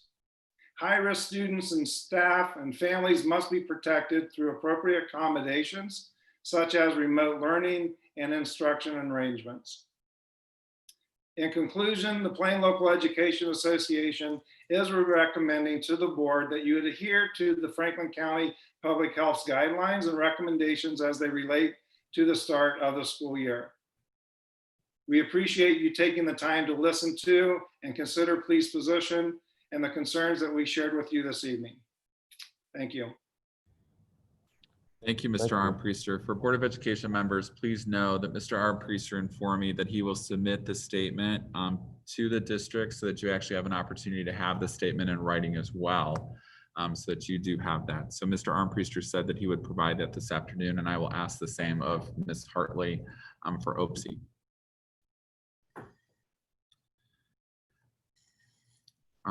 President McClelland, at this stage, before I think we have public participation also, do you want to break or do you want to go straight into public participation?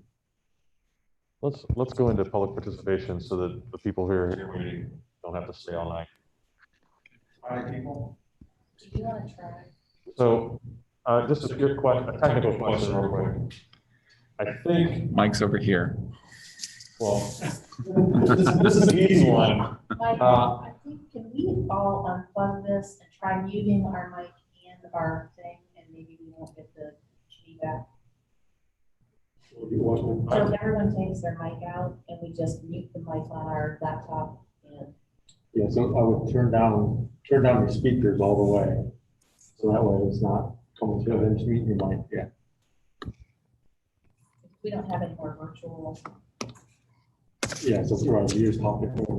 Now, if you're gonna talk, then you would unmute your mic and talk just like it's a normal, but everybody else needs to stay muted. So unplug your mic, unplug your external mic, turn down the volume on your computer. But then keep your microphone muted until you're ready to speak.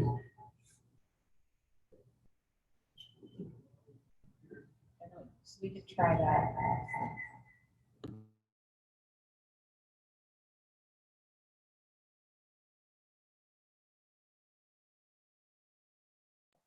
Hello? Test.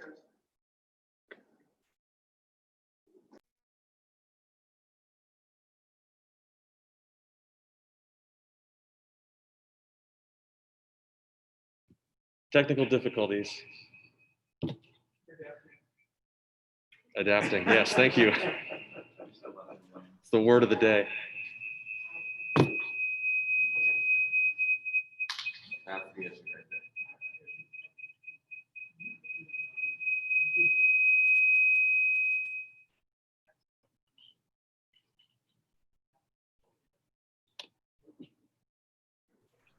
Can anyone hear me?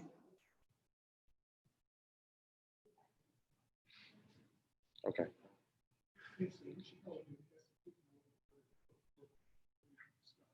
As long as you have as long as you unmute your mic when it's your turn to speak, you should be heard.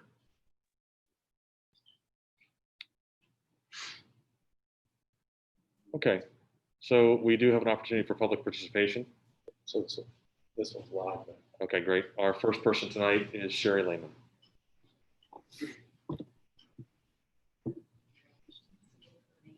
Yes.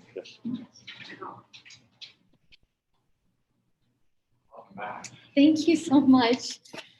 So if you just remember the old style, you have to give your name and your address before you speak.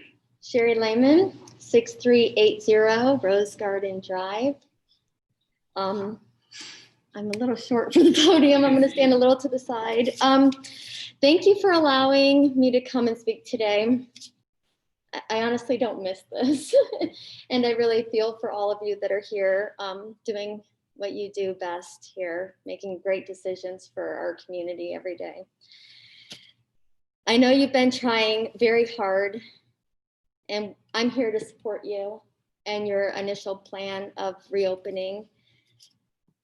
It was a very thought out plan, and I heard the Franklin County Health Commissioner say just that as well. So you should be very proud of yourselves. It gave us a choice. As you are aware, over 70% of our students and parents opted for in-person classes. My question is, and what I want you to think about tonight, is that if you don't reopen now, then when? When it gets better? The virus is here with us now, and the experts say it will have to be with us, and we will have to get 70% of our population infected for us to get herd immunity, or we get a vaccine. When will it be okay to send our kids back? Herd immunity could take 2 years, and no vaccine has been approved. I understand the concerns of the teachers and staff. However, they are no different than any other essential worker. I've been working. I haven't stopped working. I've been working since this whole thing started. The restaurant workers are back to work, dentists, daycare workers, etc. My sister works for a dentist's office and she cried when she had to go back to work. And after a couple days readjusting to the new normal, she was fine. We are all having anxiety and stress dealing with this new normal, but this may be our new way of life for quite some time, and we need to adjust to it. If we all stayed home and no one felt comfortable working, we couldn't succeed as a society. So again, I ask you, if we don't send the kids back now, when? If we don't send our kids back for school years, then what damage are we doing to our children that might be irreversible?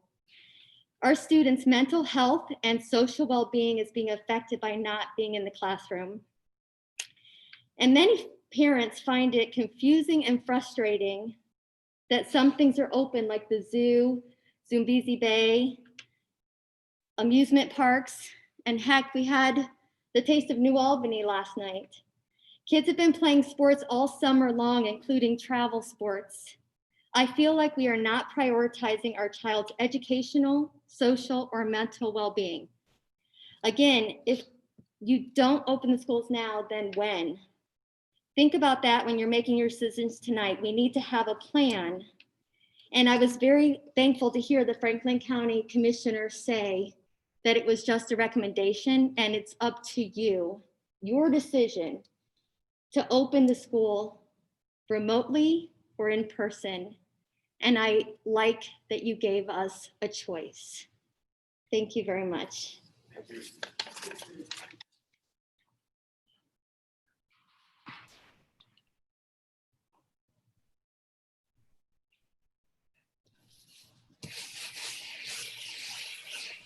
Okay, our next you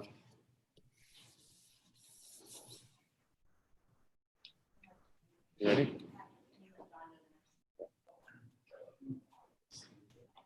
If you wouldn't mind stating your name and address.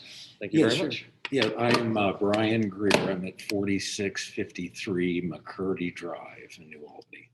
And I'm also a supporter of opening the schools for many of the reasons I'm sure you've already heard. But I have a question, which is, I know you've been talking with the teachers union, and in your negotiations with them, is compensation being brought up? Is there a proposed increase, decrease, or is it just mostly work rules, or how is the teachers' compensation being? Well, unfortunately, we can't discuss those That's what I things was afraid outside of executive session. But when or how would we know that?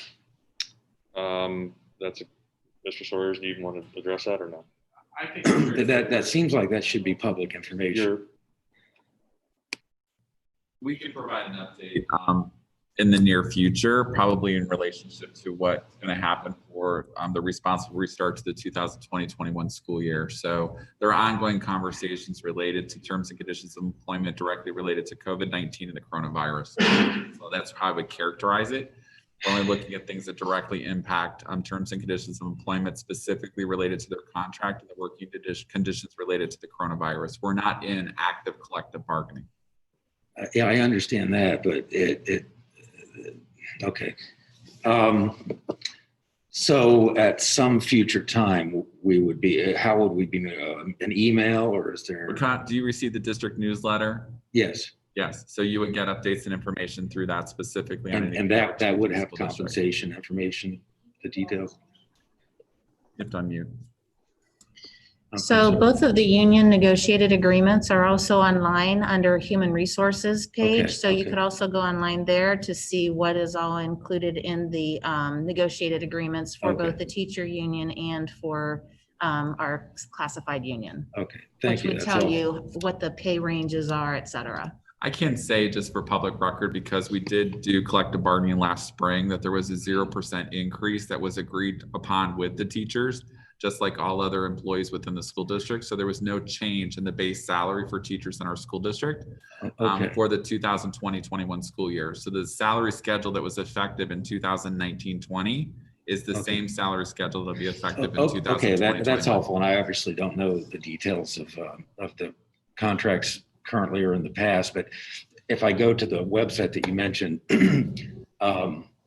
just so I'll know, I understand you can't talk about it now, but since I'm not familiar with the compensation and you're saying it's going to give ranges and stuff, would it explicitly describe changes as a result of the COVID negotiations, or is it because if I just read it on my own, I'm not going to be able to tell what changed?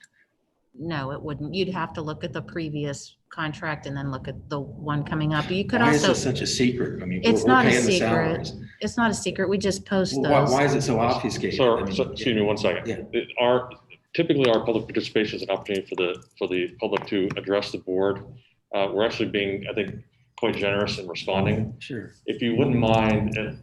We can follow up. Is there another venue where I can ask questions? Yeah, there's an opportunity to reach out to, you can reach out to me, we can schedule some time with the treasurer for you to come in and get some more specific answers to your questions. I guess what I'd like to know, just for the board's understanding, is there a specific concern, or Yes. So if you could explain that to us, and then we can follow up with you and have some individual time. Well, I have experience with unions, and I understand. With unions, the first priority is the health of the union, second is their members, and third is the parents. We're relatively powerless here. I'm just trying to understand the dynamic of what the union is trying to negotiate with us, the community, the family members of the school. You have 1 minute left. Okay, and so that's what's driving my questions. So, going to a website and seeing, as she says, ranges and stuff, that may not help me, without spending a lot of time on it. So is there another time or place where I could, where I could get the details of it, or is it secret forever? No, well, first of all, again, as mentioned, the current agreements with our bargaining units are online for you to read. If you're interested in some additional information on that, you're welcome to come in. Ms. Jenkins has met with individual community members in the past to talk about district finances and other things of that nature. So if you don't mind reaching out to Ms. Jenkins, and we can schedule a time and have you come in. Oh, absolutely. Okay, I'll let more important stuff pass, and then we'll do that. But thank you for your time. Thank you, sir. Appreciate it. Thanks for coming.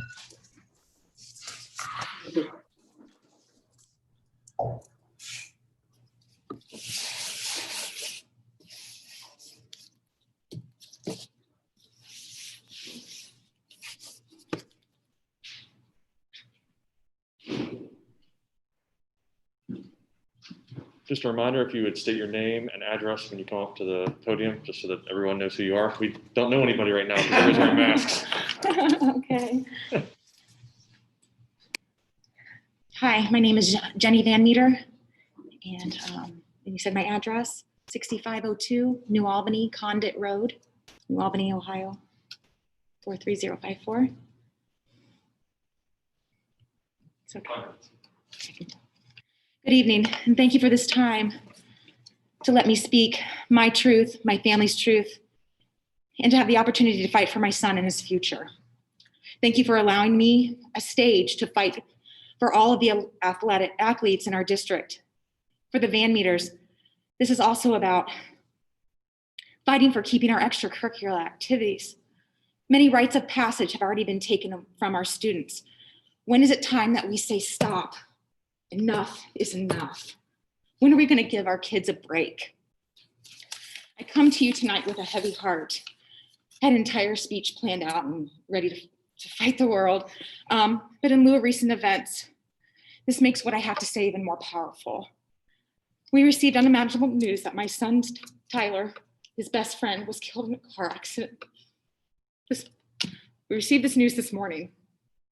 Kids just driving around trying to figure out what to do, because that's what's happening lately. As the news of Michael's death came to us this morning, one very powerful thought came to mind. 2020, will you please stop? We've had enough. They say this is going to be a waste of time. They say you've already made up your minds. They say I won't be heard, but I say I will be heard. And thank you for giving me the opportunity. I say New Albany is not a follower, we are a leader. I say New Albany will not go along with the status quo and go along with a few other districts that made the knee-jerk decision to stop their extracurricular activities and to stop those sports. As the COVID situation changes daily, even hourly, I would hope that you haven't prematurely made up your minds as things are improving significantly from days to even from weeks ago. As of August 1, 2 days ago, the Ohio Department of Health signed an order that allows for competition and scrimmage in contact sports to continue, provided that COVID guidelines are followed. How can we tell our New Albany athletes, you can't compete, but the state of Ohio says you can? You know, you have to know that you will be putting our children at a disadvantage as the OHSAA is in favor of playing. And if you deny these kids their right to play, you are ultimately leaving our New Albany athletes behind. Other districts like Pickerington, Johnstown, Olentangy, and many others have already worked out a plan to provide sports for their students. Why can't we? Why can't we? How are these districts pulling it together? And right now I'm hearing, New Albany can't or won't. I don't know which one I'm hearing. To quote an article from Health Direct, in which the World Health Organization contributed, and it was last reviewed of February of this year. Development from sports goes beyond learning new physical skills. Sports helps children develop better ways to cope with the highs and lows of life. Playing sports helps children learn to control their emotions and channel negative feelings in a positive way. Yesterday, I sent an email out about 8:30 in the morning. It suddenly fell on my heart to speak out, and I hope and pray that this evening it doesn't fall on deaf ears or closed minds. It was very difficult to be excited about the OHSAA's decision to continue fall sports when we knew our district hadn't decided the future of the 2020 fall season. I'm a single mom of a very dedicated football player, varsity football player. You have 1 minute. I have a 17-year-old that's about ready to lose his mind of what he sees and hears and goes on around him. Some schools are allowing athletics, others are not. My son's motivation to do well and work as hard as he can in school is due in part to the game of football. He has D2 and D3 schools looking at him, but now without his senior year, will they still be looking at him? I have no idea. So to conclude, I left out a lot, but to conclude, I ask you, if you make the horrible decision of taking extracurricular activities away from our students, what will you do to help my son? What will you do to help all athletes not fall into drugs and alcohol because they have nothing else to turn to?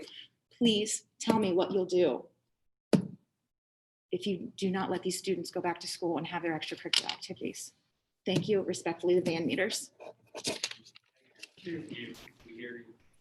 Ms. Van Meter, if you want to leave your statement, I'll make sure the Board of Education gets it if you'd like to do it. I'm sorry? Your statement in its entirety, would you like the board to receive it? If you would, just leave it with Mr. Galloway. Absolutely. We'll make sure that the board members receive it. Thank you. Yeah, thank you very much. Absolutely. Thank you. Thank you very much. Thank you. So sorry to hear. So sorry. Yeah. Okay, next person. Good evening. If you state your name and address for the board, please. I am Joel Anders. Address is 5275 Smothers Road. I'm an ER doc. I've written to you guys before, so I don't want any of your jobs your jobs had to have been awful, like on a normal year, let alone lately. So yeah, I appreciate you guys, support you guys. I know you're all advocating for kids and for teachers and to go back to school, and I know you're doing your best. So hats off to all you guys. So you take care of students, I take care of patients, and I take care of sick patients. I don't insulate myself from anybody because I can't. So my perspective as an ER doctor is different than a family doctor, an epidemiologist, even an infectious disease person. These guys all right now are seeing patients on a screen outside the rooms, not going to the office. So they get to be insulated. So their perspective with COVID is different because it just is. They don't see death and dying every day, every week. I do. I've seen death and dying from the last 20 flu pandemics, from car wrecks. It's just part of life, and it's part of, unfortunately, what happens. And from traumas, from infectious diseases, I don't see COVID and freak out, because it's a measured perspective that people don't get, and not even a family doctor. So I'm not a cowboy who dismisses 150,000 deaths.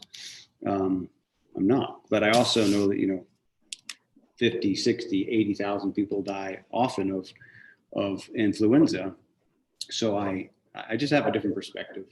And I find myself, I work half the time in Texas. I've seen hundreds and hundreds of people with COVID.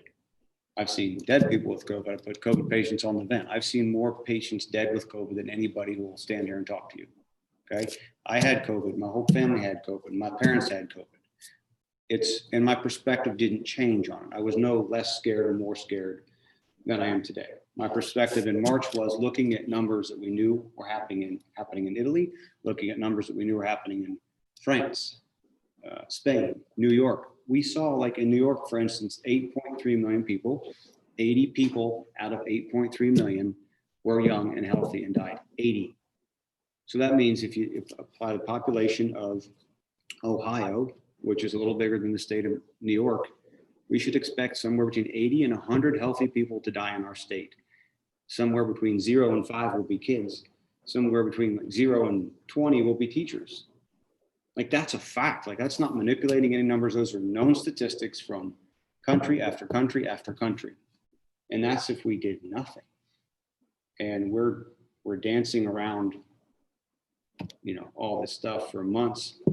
And we're just, stuff comes out and we react, and other stuff comes out and we react. A case of COVID, to put it simply, a case of COVID in a kid just doesn't mean anything. Like, my 5 kids had COVID, and I could barely tell they had COVID.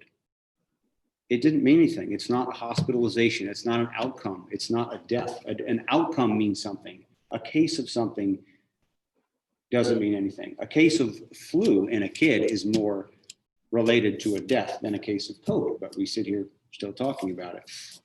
And if teachers are still worried about it, same thing applies to them. Teachers are mostly under 65 and healthy. If you take a 65-year-old diabetic teacher, that 65-year-old diabetic teacher has a higher risk of dying from something other than COVID. Yet that teacher wants to make a stance about going to work or not going to work because of COVID. You have 1 minute remaining. So I understand everybody's fear, and I understand teachers' fears, but most of what I do at work, when I see hundreds of COVID patients, the most important thing I can do to support them is I just tell them they're going to be okay. That's all I do. I tell 94-year-old grandmas they're going to be okay. I tell 65-year-old diabetics on chemotherapy they're going to be okay, because that's my job, and it's also true. So I do it 170 hours a month, and my experience is that 99.6% of them are all okay. Our kids are going to be okay. Our teachers are going to be okay. And I support you guys trying to get back and do what we should be doing. And if the teachers think they're not going to be okay, they need to see what I see, because they're going to be fine. And if I don't go to work, I don't get paid. And I wouldn't ask somebody to pay me not to work, and I don't think teachers should get paid not to work. I think they should be reassured that they're going to be fine too. So, thanks, guys. Thank you.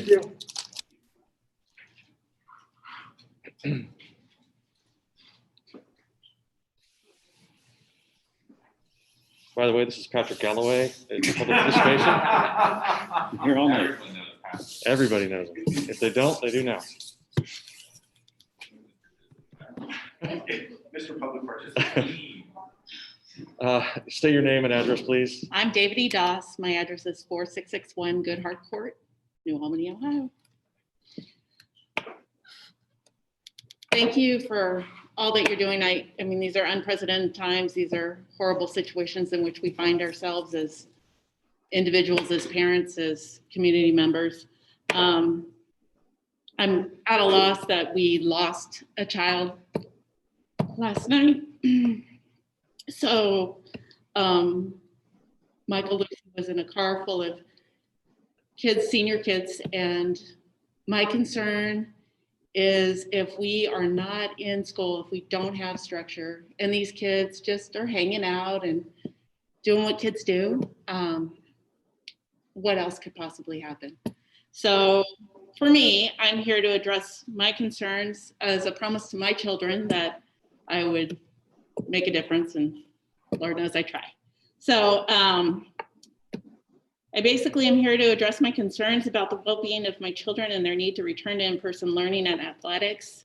The OSHAA has approved the return to athletics, but your staffing downgrade to a level 1 does not make that possible. 1 coach per 9 students means you don't have enough coaches. Assistant coaches have advised us that their willingness to help out. Apparently the school has liability concerns that doesn't make that possible either. And that's just what I'm being told. So coaches can't switch between groups of children, which I understand as far as the social distancing. I don't know. I would just hope that you would be the voice for these kids. Health, wellness, and teamwork are important elements for people of all ages. I just want to make sure that we're sending a clear message to the kids that they are our priority. Our kids are dying from so many other situations that could be avoided by making choices with their needs in mind. This should not be a political issue. It shouldn't matter what guesstimated curve someone else refers to. I chose this community to offer my children a better future. I believe in the values you claimed you stand for. I don't know how your choice became the only one that matters and authorize you to make the decisions for us behind closed doors, but I can appreciate that you're allowing us to speak now in your presence. I remember that you did say that offsite learning is an option. People are not forced to participate in clubs or sports. And I'm happy to sign a waiver taking full responsibility for myself, my children, and my family. I'm asking that you let us decide what's best for our children. And I understand the recommendation is a recommendation, so I'm hopeful that you'll make a choice that works for the community at large. I truly appreciate you, and I appreciate the time. Thank you very much. Thanks for coming. Thanks, Debbie.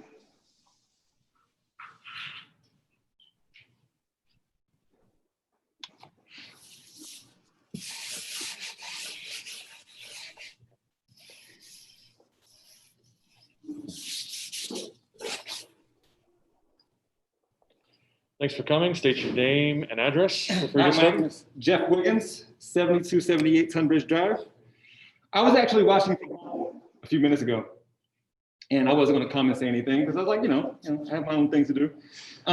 As a casual observer, there were things that I have noticed and observed that I wanted to point out. 8 of you, as adults, as you've been talking, have been touching your face mask and moving them and adjust them. I grabbed my kids, and this one is too small, and I've been moving it as I've been speaking now. All of us as adults thus far are breaking CDC guidelines and then allowing ourselves to potentially get sick as educated adults.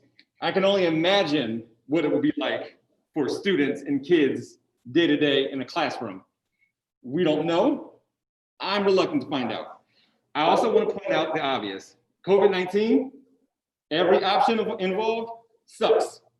Remote learning, full-time, sucks. In-school learning, full-time, sucks. Blended, it's all terrible. Someone pointed out earlier that I think 70% of students or families are opting into school and 30% are opting out. And I don't think she's here right now, but I just want to point out that some families don't really have an option. And as I say that, and I prepare myself to say that, I realize that a lot of options are actually gone because there are some families who cannot feed their kids, so they want to send them to school. And while that child is at school, that gives the family the opportunity to work. There are some families who eating is not an issue, but childcare is an issue. There are some families who can hire a nanny or hire some in-home staff in order to take care of children while everything's going on.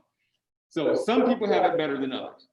With that said, in reality, looking at stats, and I was fortunate enough to do that while I was watching earlier, based on the rate at which kids can get others sick, we will essentially be sacrificing someone from the faculty or staff. It is highly likely. Who is this individual? Is it someone from this school district? Is it someone from another school district? And let's face it, it could be any number or any myriad of things where we would have to sacrifice a staff member for the sake of teaching students. Children are our future and their education is paramount. I also want to provide you all with the background. I went to Columbus City Schools. I'm from Columbus, okay? My wife and I moved to this school district to be here with you for our children because we know what resources you guys have. And we've been here a year and a half now, maybe 2. Can't tell, days kind of run together during COVID-19. With that being said, we came here to be with you. We know what you have and we appreciate what you have and what you bring to the table for the students. However, in lieu of what happened last night, I'm afraid that come when we open the school again, I'm going to look and see an email that says, we lost a staff member to COVID-19. This is not easy on any of us. The decisions that are going to be made is going to affect all of us. Because I do recognize as a person who wants to advocate for online or just delaying school, I don't want to look at the newspaper and see that a kid who would usually be in school right now was subjected to sexual assault or was neglected because mom had to work and they didn't have any other means. So I at least want to be fair and unbiased. I do recognize that all of your decisions are tough and difficult. And to some degree, and I always tell my kids not to do this, and they're probably watching from home, do not speak from here. And that's what I'm doing right now. So I owe my kids an apology. You have 1 minute remaining. Thank you.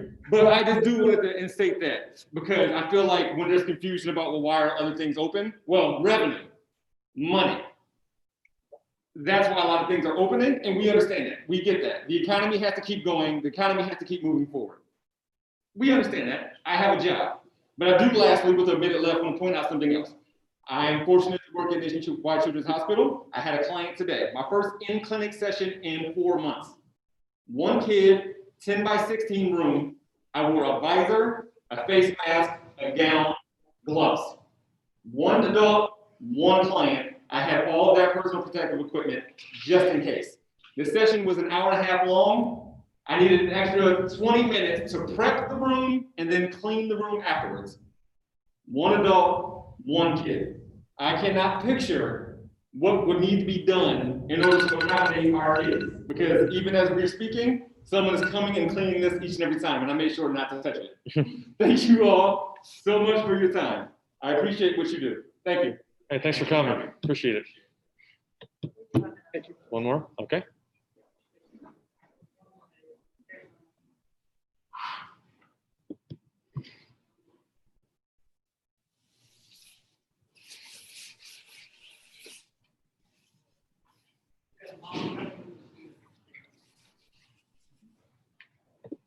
So if you would state your name and address, and then we'll go. Jillian Bingman, 10913 Johnstown Road, New Albany, Ohio. First of all, I would like to say my condolences go out to the families of the kids in the car accident. I wanted to give you guys my perspective as a student. In March, when it was announced that we were going to be shut down, as a student, I never thought I would be like, I want to go back to school. I am telling you right now, I have never wanted to go back to school more in my life. I never thought as a US citizen, I would have to fight to go to school.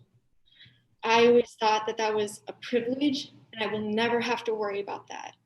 The year 2020 comes around, super excited for junior year season lacrosse, gets named captain.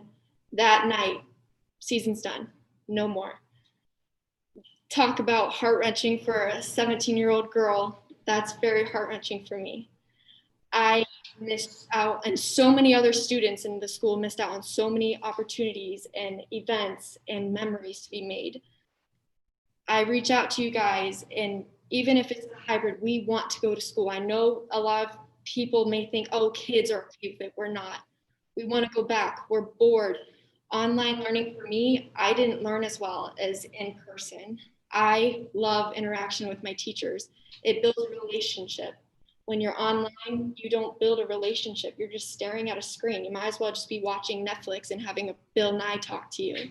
You're not going to build a relationship with Bill Nye.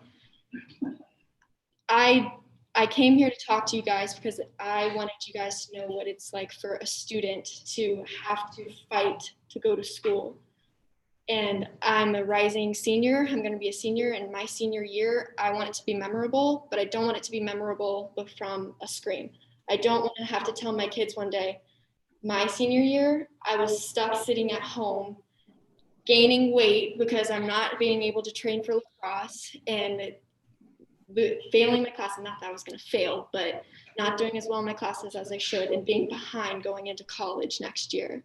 I want to be able to tell them it was the best year of my life. I grew amazing relationships with my teachers and my friends and you guys, because that's all we want. We want to build relationships. We want to learn. We want to be present. We want to be in school. And I promise you, if you let us go back, we will follow all of your guidelines, because that's all we want to do is we want to go back. We want to go back so badly, and we will wear these masks. We've gotten used to it. We have to wear them when we go to the store. When my friends and I go to Easton, we have to wear our masks. We do it because we want to go out and do stuff. So if we want to do it, we will do it. We're a very powerful generation, and if we want something, we'll do what we have to do to get it. So please take that into consideration, and thank you so much for your time. Thank you. Thank you for coming in. Thank you.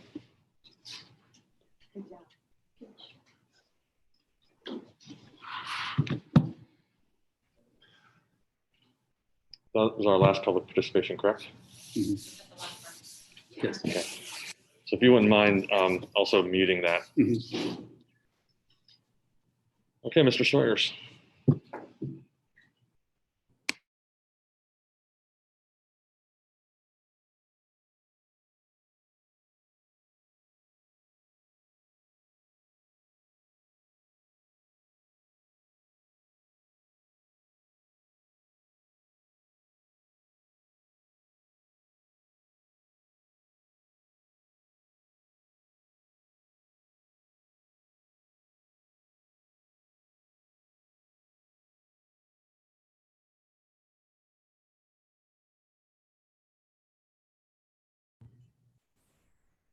Okay, I think we're back.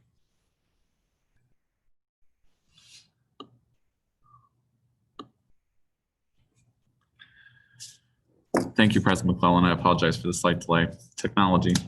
I'd like to talk about the responsible school restart plan for 2021 and do updates. I just want to remind everyone as I go through this information tonight that I asked at the last meeting when I presented the comprehensive plan for the school district that it was at that moment in time and that we would continue to adjust and adapt. And obviously there's been changes from the last meeting to where we are today based upon new information that's been learned. So I'm going to try to explain that this evening and put it into context with recommendations of our path forward. So I'd like to begin this evening with a video that was sent to me. It's only about a minute long, so it goes fairly quickly, but gives everyone an opportunity to hear the latest testimony from the CDC director. Given some of the social media threads that are out there, I thought it was important for people to understand what Dr. Redfield said during his testimony specifically related to schools.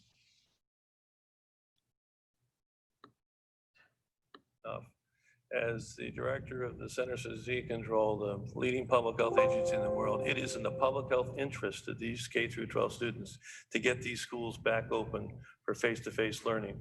Mental health service, 7.1 million kids get it in school. Nutrition, we talked about. Reporting of child abuse, sexual abuse, mandatory in schools. The isolation that these adolescents are feeling that now is associated with increase, as you mentioned, increased drug overdose deaths and now increased suicides. I think it is really important. As a grandfather, 11 grandkids, I want these kids back in school. I have one grandchild with cystic fibrosis. I want it done smartly, all right? But I think we have to be honest that the public health interest of the students in this nation right now is to get a quality education and face-to-face learning, and we need to get on with it. And one of the words I always thank the gentleman's time has expired. So with that, I just want to reinforce from a school district's perspective that it's very important for everyone to clearly understand that it is the intent of our school district to safely return all students and all staff members that have elected in-person instruction to our school district as soon as possible, based upon the circumstances and information we learned through the data associated to the coronavirus. Talk about our challenges. So you've heard some of these this evening in conversations of what's taken place, and honestly really created detours over the course of the last 3 weeks for conversations and an inordinate amount of work. And I want to give credit to the entire leadership team within our school district, and then some support personnel that also have worked with us tirelessly to try to go through the recommendations from Franklin County Public Health, do an analysis associated to them specifically for federal and state statute implications, look at pending legislation within the state of Ohio. And there is a pending bill related to House Bill 606 specifically for indemnification that would apply to school districts as well as small businesses that's not currently covered under federal statute or state statute for that matter. There's pending legal analysis, and I know I received several emails asking what the intent was for the Board of Education meeting last Friday for an emergency meeting and a Sunday meeting on a special meeting, because it's a little unorthodox, but we're living in unorthodox times. So clearly I can't go into all those topics because they weren't on an executive session for legal analysis, but it was an opportunity for the school district to continue to work with board counsel to assess any and all information associated to the challenges associated to the coronavirus and its implications to the collective bargaining agreements within our school district as we look forward to the 2020-21 school year. So just for consistency and transparency, because we post the public notice, we're not going to go into details of those meetings this evening. It's inappropriate. It's done an executive session pursuant to Ohio Revised Code. They were specifically related to personnel discussions in our school district that directly impact how we move forward. Just want to go on record to say one of the greatest frustrations that the superintendents continue to have in our conversations with a wide variety of governmental and or health officials are the inconsistencies that exist across the state of Ohio. And we're having this conversation on a weekly basis. We meet every week with Franklin County Public Health as an example. And we have follow-up conversations with superintendents across school districts, not just within Franklin County, but honestly collaboratives across the state. So like last Thursday evening, I was on a call with 25 superintendents from all over the state of Ohio. Saturday, I was on a call with the governor, the lieutenant governor, the state superintendent, and the deputy superintendent with 15 superintendents from different parts of the state. We are actively trying to problem solve the challenges that are being thrown at us related to the coronavirus. Because at the end of the day, our kids belong in the classroom. So we need them in the classroom in a safe environment. We need our staff back on our school campus in a safe environment. And that's the work that all of us are doing tirelessly to benefit the kids of our community. But I will just be on record to say publicly, and I said this on Saturday with a call with the governor, that the lack of clear guidance and direction from the state on most of the things related to the health order in particular is extremely frustrating, because I'm not a health expert. I'm an educator. So I am not the person that went to medical school. So I'm relying on those health practitioners to give us that information on a daily basis to best meet the needs of our children. We've created plan after plan after plan in a very robust manner that we've rolled out within our community to demonstrate we care about the safety and welfare of our students and of our staff and our community at large. We are committed to doing whatever is necessary to adhere to the guidelines, rules, and regulations and protocols that are thrown at us. And that's happening every single day. I call it the rapid roller coaster. It used to be Chutes and Ladders and Candyland, but now I'm off the color scheme, so I can't use Candyland anymore. We're done with color. So we play Chutes and Ladders and ride the roller coaster, because every day it's a gift that continually gives. As we look towards the path forward, I'm going to tell you, and we've had this conversation, I'm going to talk to each of you individually about how we look towards the future and what we specifically do as a school district. So Mr. Mazzola mentioned that he has agreed to weekly meetings with Franklin County Public Health on Tuesday mornings to go through data that hopefully he will have every single week to talk about the progress that's specifically happening in Franklin County and within our zip codes specifically associated to our school district, because thanks to our task force, I have persons that are able to help interpret, analyze, and dissect the epidemiology report that's specifically available that we can get through Franklin County Public Health. And fortunately, we have professionals that help us with that. And that's really are the task force members that I gave credit to at the beginning of tonight's meeting.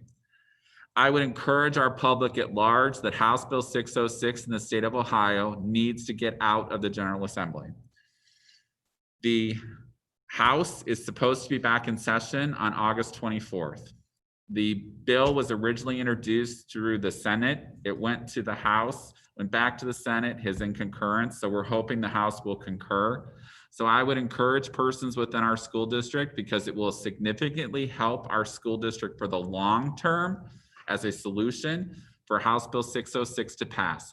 I've included contact information for our state senator as well as our representative, and would encourage anyone in our community to contact them and make their voice be heard, that House Bill 606 needs to become legislation in the state of Ohio. I advocate all the time. It's time for someone else to help me, because I need 606 out of the General Assembly. For the COVID task force, the consensus that we've reached is what you've heard tonight, but I've tried to summarize it in a very broad level to try to put the pieces of the parts together for how this is all going to unfold as we take this journey together, or continue to take this journey together. So the first is, on a weekly basis, analyze the available data that changes and to make an informed choice and a decision. So that is the first recommendation: get more data. Keep planning to reopen schools in a hybrid model with 50% or less students in attendance for social distancing and health, safety, hygiene protocols for a short period of time. And that's the words that the task force used in their last meeting: for a short period of time. They do not believe, as health professionals, that we should go all in right out of the gate.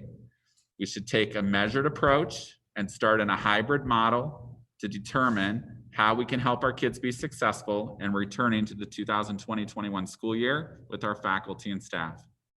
They are adamant in consensus that you need to pass a board policy requiring face masks and coverings with limited exceptions or exemptions.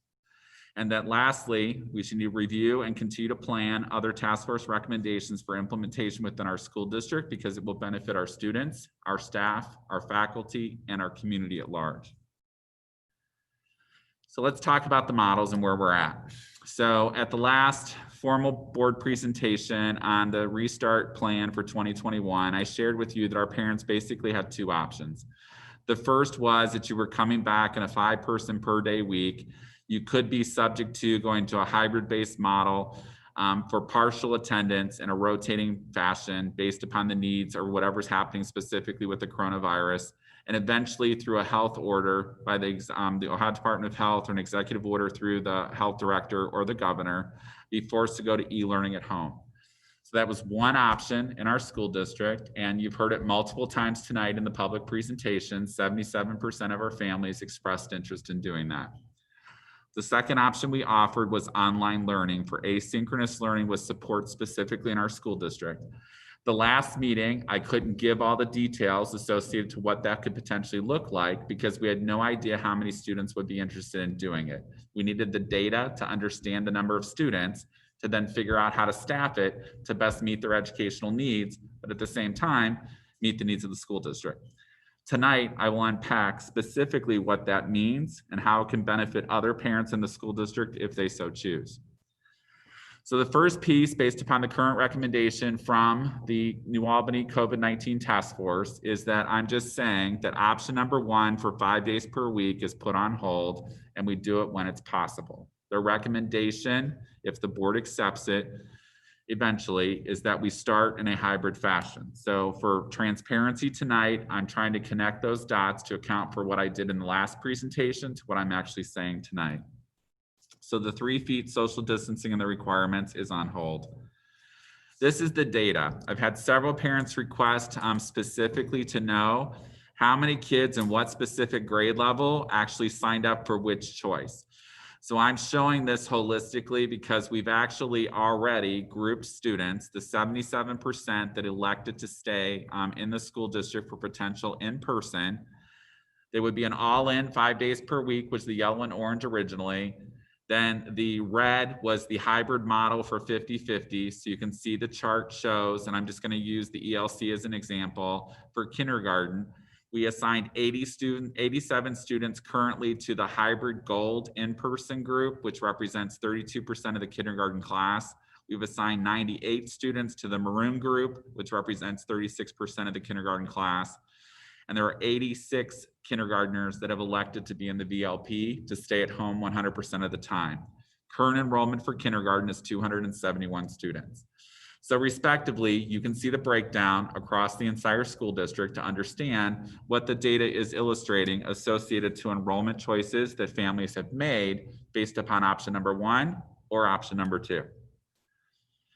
The hybrid model, we've made an adjustment since the last meeting based upon conversations with Franklin County Public Health and the current reality that there's some consideration being given as of today to have a small group atmosphere, potentially with 10 persons or less in a specific classroom.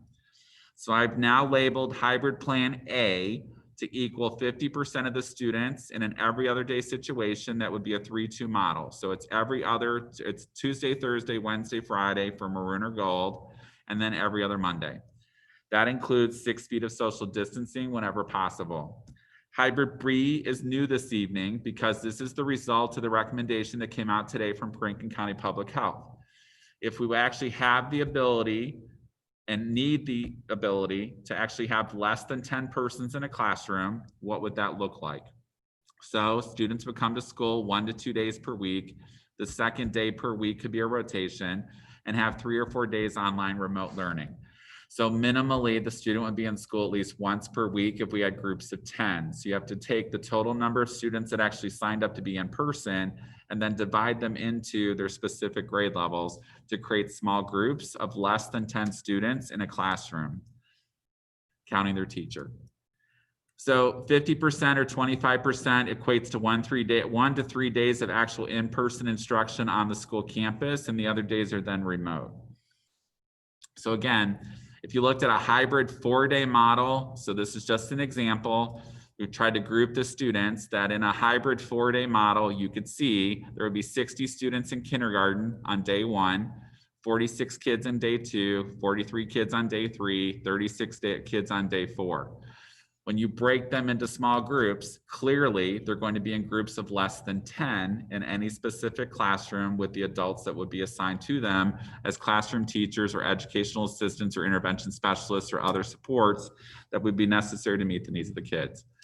Again, I'm providing this tonight because people have asked me about the numbers. So we're not hiding the numbers. I didn't have the numbers until we went through the registration process to understand who wanted to commit to which model. We put everybody all in, and you opted out if you wanted to go to the VLP to be part of the virtual learning program. Tonight, I'm proposing a revision to the 2020-21 school year. Based upon my conversations specifically with the New Albany COVID-19 Task Force and then our conversations amongst the leadership team, we believe it is prudent to buy ourselves another week to see the data. I believe the data provides an opportunity to make an informed decision and an informed choice. So tonight, I'm actually recommending through the addendum agenda to the Board of Education that we actually modify the 2020-21 school year and delay everything by a week. It gives me 2 more weeks of data, potentially from Franklin County Public Health, that then allows us to make an informed choice to then decide what are we doing to start the 2020-21 school year. So I'm recommending that the first day for students actually become August 31st, and I'll unpack that in just a second because I have to show you what we did the last time based upon the staggered start, the health requirements, the guidance, everything else. Backing up teacher report day from August 14th to August 21st, and then pushing everything into an additional week in June. So we're moving a week in August into a week in June. So we will not be out before Memorial Day if in fact we do this. What does that do in the rotations? So if we end up in a hybrid situation and we would create this model across the entire school year, but I'm proposing if we move the August 14th teacher report day to August 21st, then we have to start the health professional development requirements to meet those safeguards, specifically with our faculty and our staff, in order to be prepared to receive students somehow, some way. That's professional development and training. And Monday, I apologize, and now that I'm looking at this, and I've seen it so many times today, I didn't see it till just now, Monday, the 24th should say teacher workday because we are required by contract to permit teachers to have a workday prior to the start of the new school year. So there would be no professional learning on that day. It would actually be a teacher workday. So I apologize, I didn't see that before now. The 25th and the 26th would still be the 2 additional days of professional development. I'm still proposing orientation sessions of some type. I don't know what those look like now because there's been ongoing dynamics and changes that have occurred. So we're working with building principals and our grade level or department leaders for teachers to talk about options for how to best provide orientation sessions for the 2020-21 school year. So that information's to be determined. To lead to August 31st, to talk about the first day of school. If I accept the recommendation of the New Albany COVID-19 Task Force Health Professionals, we would start in a hybrid model. Monday would become Gold Day. Tuesday, September 1st is Maroon Day. Wednesday, September 2nd would be Gold Day. And Thursday, September 3rd would be Maroon Day. Friday the 4th, for the students that are actually coming to school in person, would be an e-learning day to allow us to meet with health professionals to unpack what happened Monday, Tuesday, Wednesday, Thursday. How were you successful? What challenges did you have? What do you need to improve upon? What else do we need to put in place to safeguard kids before Labor Day weekend? At that same time, going back to August 31st, the VLP school would begin. So everybody starts school at the same time, regardless if you're in the virtual learning plan at home or if you're coming to school in a hybrid model, you would still start school at the same time. The difference is the VLP students are always online. So they are consistent from the first day of school and every day thereafter. It does not change for them because they elected to be in the online environment. I'm suggesting we look at August 21st through, honestly, Friday, September 4th. The next 2 weeks of data is going to inform the decisions that we're making as we look towards the future.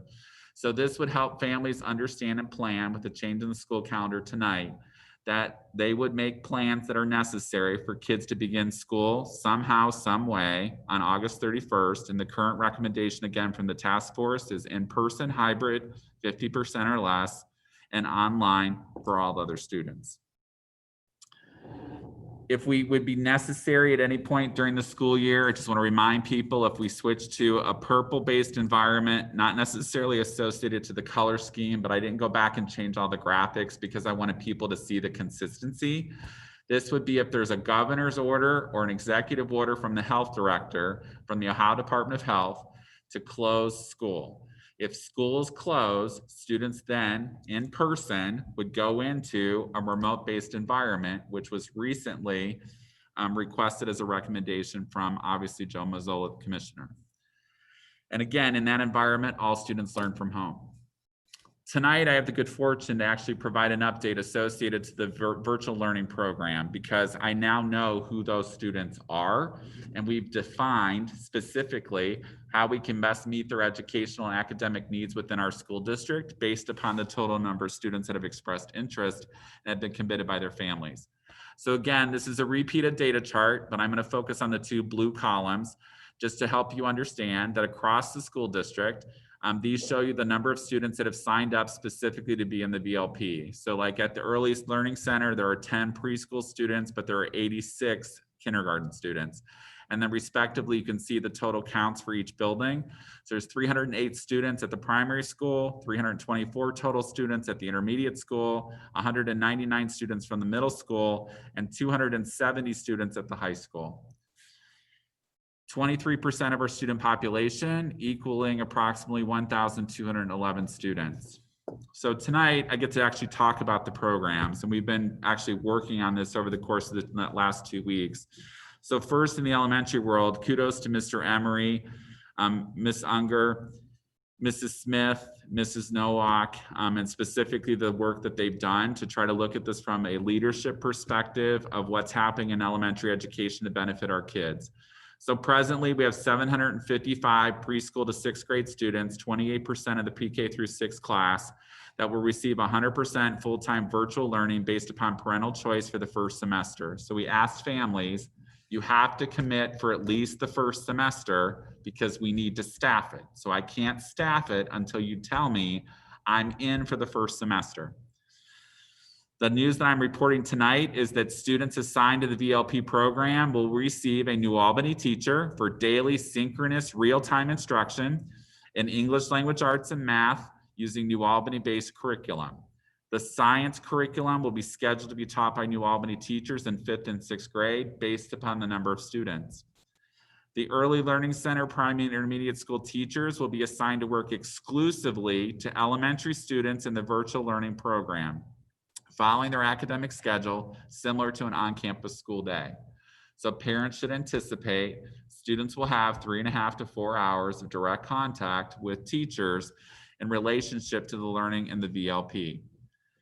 New Albany teacher leaders are working with the VLP teachers and on-campus programs to assist by developing high-quality, asynchronous, pre-recorded content to support ELA and math using New Albany curriculum materials to align the VLP with on-campus instruction. This will permit us to have teachers beyond their morning meeting, direct instruction, have the ability to conduct small groups with students to provide direct support. So if Mr. Bush, as an example, in 2nd grade is not in a small group receiving direct support, he might be doing something in an asynchronous lesson because Michael Sawyers and Debbie Kalinowski are in a small group with the teacher at that time. Schools PLP, the online curriculum we're recommending this evening for a platform specifically, will be used for asynchronous courses for science in pre-K through 4 and social studies support in pre-K through 6. And specials and grades 1 through 6. There is no instrumental music course in schools PLP. So students that were interested in that in grades PK through 6 will not have access to that during the 2020-21 school year. For teaching purposes, we've assigned teachers to the current classes that we know about, and I'll explain that in a minute, to a 30-to-1 ratio. I'm using New Albany teachers based upon the fact that they will actually have support of actually accessing curriculum from other content experts at those grade levels or specifically within schools PLP. At the secondary level, Dr. Hamilton, Mr. Kramer, Mrs. LeBeau, Mrs. Warren, and a couple others have had extensive conversations related to the virtual learning program, specifically for the secondary students. There are 469 middle school and high school students that have enrolled in the VLP. They will be 100% VLP at home based upon the parental choice again for the first semester. Schools PLP, the online personal learning program platform, provides the curriculum suite that contains all the subjects and is aligned to state standards featuring direct instruction, discussion guides, engaging videos, review, assessment, and independent practice. I used the example at the last board meeting where I talked about the fact, I'm just going to use math. We didn't know which students at the secondary level would be interested. And now that we do know who they are, we've pulled their schedules, and the 469 students between the middle school and high school, as an example in mathematics, are enrolled in 24 different math classes. A New Albany teacher cannot possibly adequately, successfully, and with fidelity help a student or help the caseload do 24 different math classes based upon their levels that they're taking at the secondary level. So what's going to happen is the New Albany middle school or high school teacher is going to be assigned by core content. So a math, language arts, science, and social studies teacher for grades 7 and 8, as well as 9 through 12, will be assigned to students in the VLP to a 1 to 150 ratio. So they will have, at New Albany High School, a teacher typically teaches 5 classes.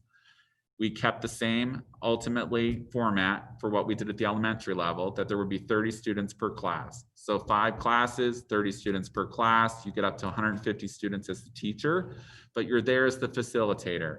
You're there to support small group instruction, direct help in a content area. So you will not have, like Debbie will not have 150 kids and be responsible for math, science, language arts, and social studies. That student will be assigned to 4 different people for support in each core content area. The secondary facilitators will assist the students on an ongoing basis to reach their goals in a self-paced curriculum. So the students work at their own pace through the courses. It's much like the collegiate level, where if you take an online class, you have access to the entire class on the first day of class, and you move at your own pace through it.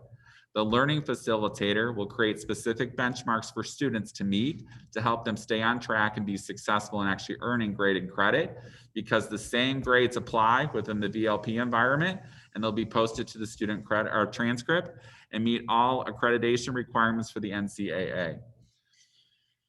Specific courses, and there are a few, may not be available in schools PLP, and those are specific AP courses or certain electives, and we're offering them through another online provider or through online university courses. So for an example, there could be an AP course that is not available in schools PLP. We've contacted Columbus State University and asked them if they would enroll our students. They said yes. So our students would actually be taking a college class through Columbus State as College Credit Plus. If they pass the course at Columbus State, they would actually earn the credit. The difference is between that and AP.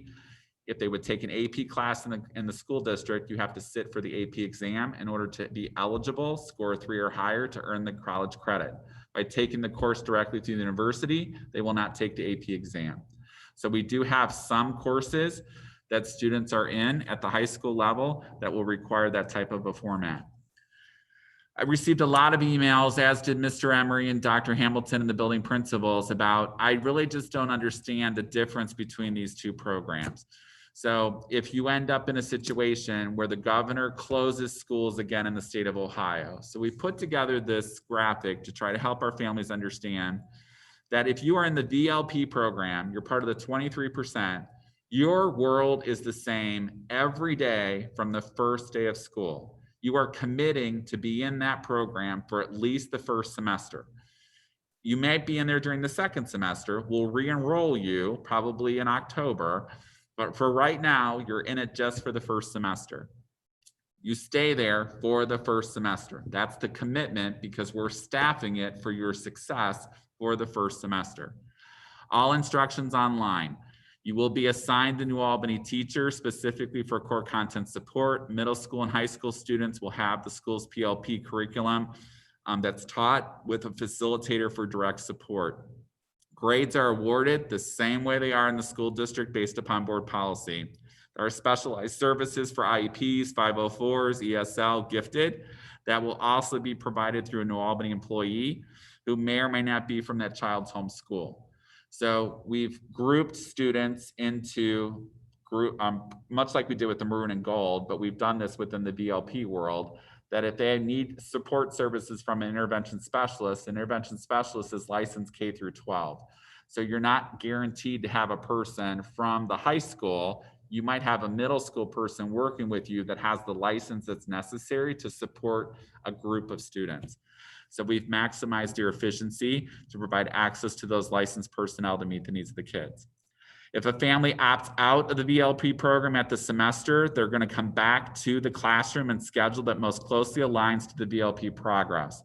So we will place them in January if a family decides, based upon whatever's happening in the world, or I want my kid back in school if we are physically still in school, depending on whatever the crystal ball says is or is going to happen, I don't know. But if we're in school in January, a family has a choice in January to come back to the district or continue in the VLP environment. But if you signed up for VLP, you are in it till January. The second choice is the e-learning, and this is the governor's order. So if I'm an in-person kid that eventually has to go remote, using current example, if there's an order by the governor, you don't take any additional steps.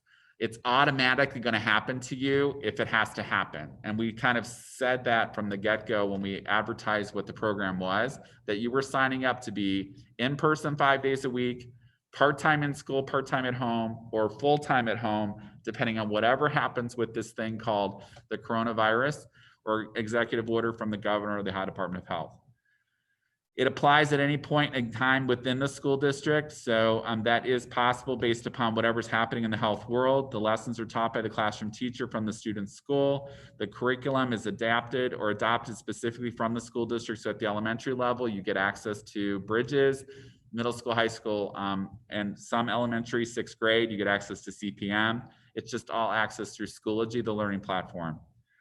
Your grade level curriculum is provided daily with grades. So the same teacher you have at school face-to-face is the same teacher that will interact with you in e-learning. You keep that same person. That does not change. You still get your specialized services. And again, because it's the #1 question we received, should schools transition back and forth between a hybrid or fully on-campus schedule, students will remain with the same teacher. So you do have consistency. You just have to transition based upon whatever the health order is that may require that to happen.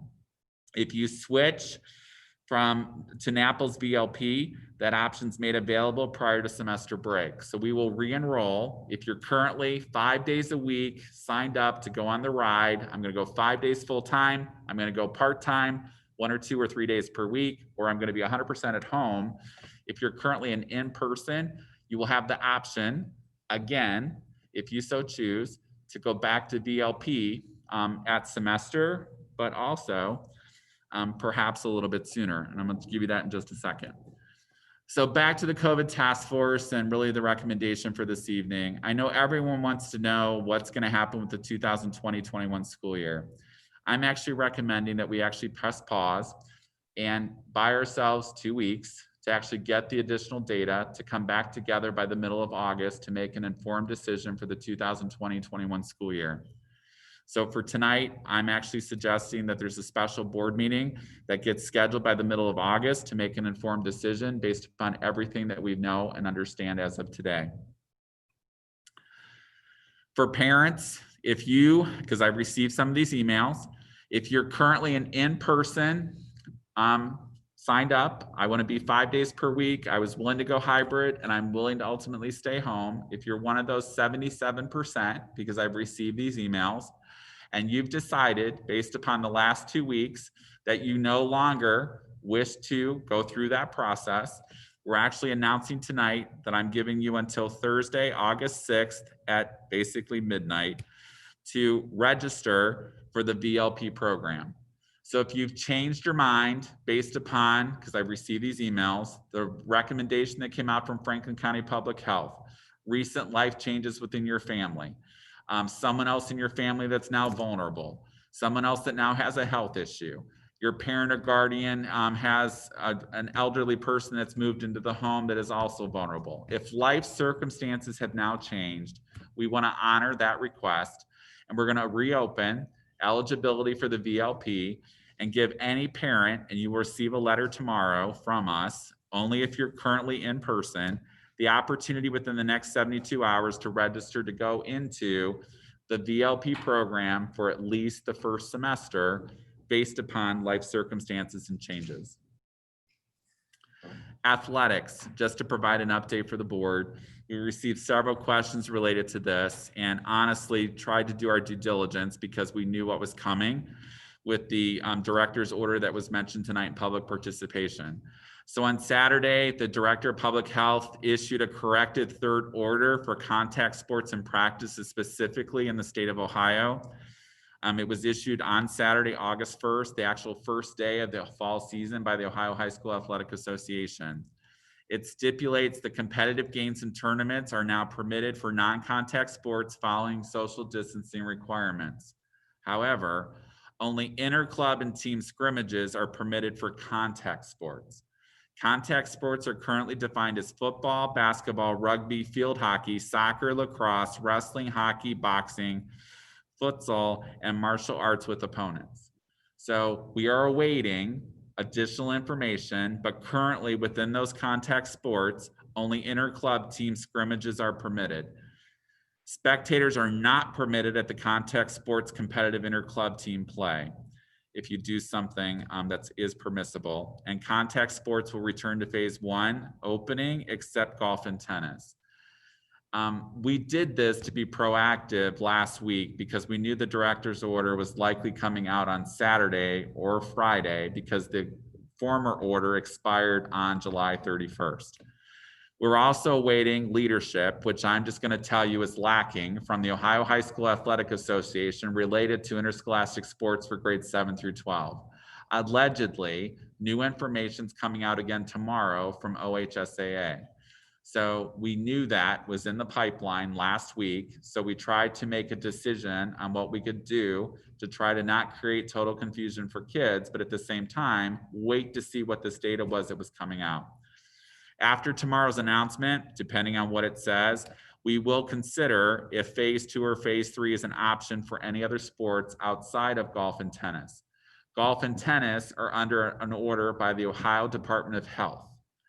All the other sports are currently under the Ohio High School Athletic Association. The Ohio Department of Health has not issued health guidelines or requirements for any course or any sports outside of golf and tennis. Rumor control. I've also received this email readily, so I'm going to kill it tonight. So for total transparency, skills training. There's rumors flying around the community that we've had hundreds of kids that have tested positive for COVID that were participating in skills training this summer. That is absolutely false. We had 3 students that did test positive as student athletes, and we had 1 coach that tested positive as well. They have all since recovered, and they are doing well to the best of my knowledge.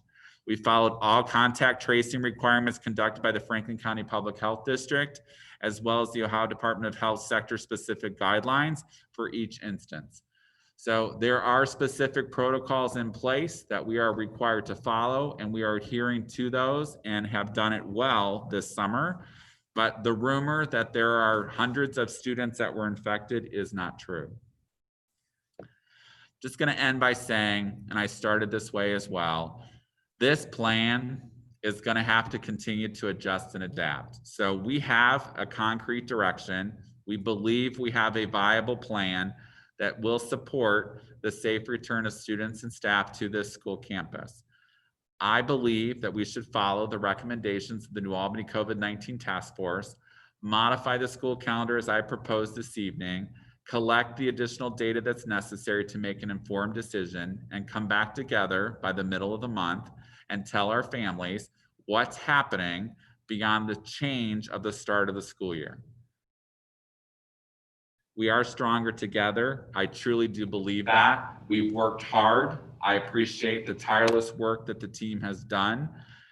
It really has been a journey. It's been a very frustrating journey, but we're doing everything we can to protect the safety and welfare of our students, our staff, and our community at large. I'm happy to answer any questions you may have. Thank you, Mr. Sawyers. And as always, it is some of the most thorough presentations that I think anyone will ever see. And I don't know that anybody in this community, in fact, I know from the many emails that we've received, the appreciation that the community has for the amount of effort that you and the rest of the administration have put into putting these plans together. And I guess I would also say it's gone beyond this community, because we heard from Mr. Mazzola earlier that they thought that our plan was such that it would allow us to open school. So thank you for all the work that you're doing.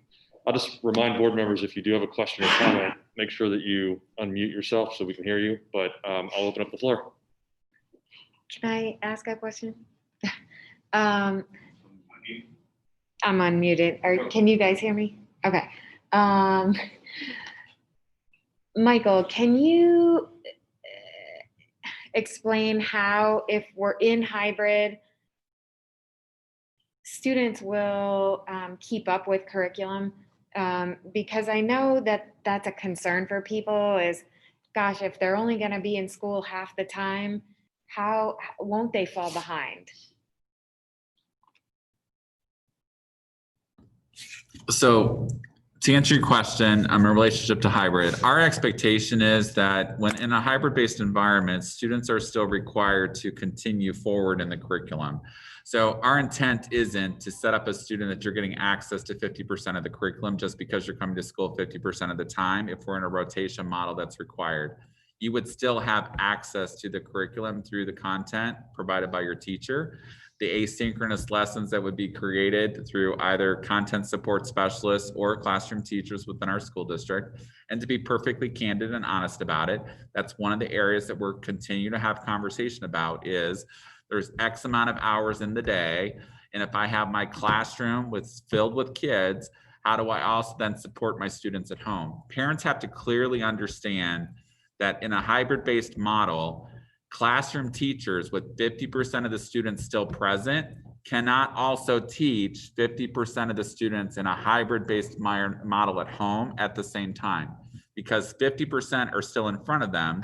They will have to prepare asynchronous lessons or other materials or resources to provide to those students, and it becomes pseudo-independent on those days that they're assigned to home, because there would still be 50% of the kids at school. So we want the curriculum to continue to move forward, but for complete transparency, that is currently one of the conversations, because time is a challenge. How do teachers prepare that curriculum that you want them to continue to move forward in at home, while at the same time teaching a classroom full of children? Because if they're teaching all day and we maximize every minute, there's no possible way for them to do this other work. So that's what we're working on now. When I talked about it at the last board meeting, and I didn't talk about it tonight because we don't have it worked out yet, is what is that final schedule? Because there will be some adjustments potentially to the schedule. I'll just use transportation in the afternoon as an obvious example because we've been talking about it. If we go back into school and there's the additional hygiene protocols that are required for transportation to clean the routes, because we do 2 routes, we have double routing. So to create the swing time, the minimum amount of swing time when you leave the school district to come back to the school district at the furthest point of the school district is 40 minutes. On average, it's 35. You're adding at least 15 minutes of cleaning at the end of each route, because every seat on the bus has to be touched by the bus driver to clean the seat to meet the health and safety protocols. So we're going to have to make some adjustments. That's the devil in the detail we're working on now. That might modify the school day by 15 to 30 minutes or 45 minutes. I don't know what the number is, because we have to build in these other protocols that are required on the health side. So that detail is what's coming next as we finalize this work over the course of the next 2 weeks. But to answer your question, the intent is we don't want 50% of the curriculum. We expect our students to continue to move forward. We have to create how to do that successfully for our classroom teachers, because I want them all to be successful. And it sounds like there would be a significant responsibility on the student to keep up on their days off. It can't, the teacher has to hold the student accountable for what they're responsible to do at home. So you can't, if the kids, because, and I'm just going to use high school, if the kids discover that what you're giving me, I'm not held accountable for the next day when I'm back with you, they will take full advantage of that, as you might imagine. Yes. So teachers will have to hold students accountable for the work that is required to be at home when they're in a hybrid fashion. In my perfect world, we're in hybrid for a very small amount of time, and we're back to 5 days per week as often as humanly possible until the state of Ohio says, whatever it says, if there's a new health crisis in Ohio. Thank you. Go ahead. So just adding to Debbie's question, Michael, thank you for the transparency, because I know that you guys are 100 miles an hour and have a lot to figure out. So walking through that hybrid model, in the secondary grades, it's easier to honestly see them being more successful, 1 day on, 1 day off. In the primary, it's a little tougher. I know it's still very premature, but has there been any conversation around kind of that core content facilitator for the primary grades to help the kids that are still in the in-person hybrid structure? So we've had conversations. To answer your question, it comes down to a staffing issue. So it's available resources for human resources to efficiently utilize our staff within our school district based upon student need. So we can continue to explore that, but we didn't go deep into content facilitators for online support at the elementary level, because we had structured dominantly, and I'm just going to be, again, candid about it, math and literacy are paramount at the elementary level. So we're putting our teachers directly into math and literacy. Science will receive direct instructional report in tested areas that are required in the state. Social studies, dominantly non-tested area, going to be facilitated through the online curriculum that we're actually purchasing for all kids tonight, because we want to have them to have access to it in case they need additional supports. And that's why I'm recommending tonight on board agenda, we actually do a district license instead of just a license for the 1,211 kids that are in the online school. I think every kid should have access to that curriculum if we end up in a situation where we do have to go 100% remote, and my teachers don't have time, because this summer they built dominantly the first marking period, probably is the work they've been doing, but they still have 3/4 of the school year to go. So I have to have some resources available for them to allow our students to be successful. So over the course of the next 2 weeks, we'll evaluate any and all options. Nothing's off the table.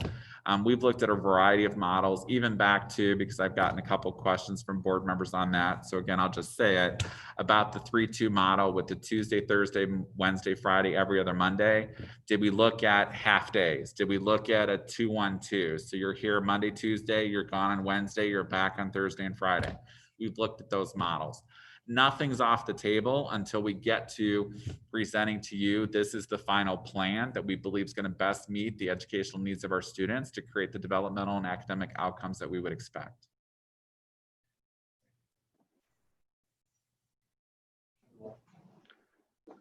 I won't belabor it, but that's exactly the line of questioning that I had, is just about the model and what are the touch points during the at-home days, and how do we keep that connectivity with kids?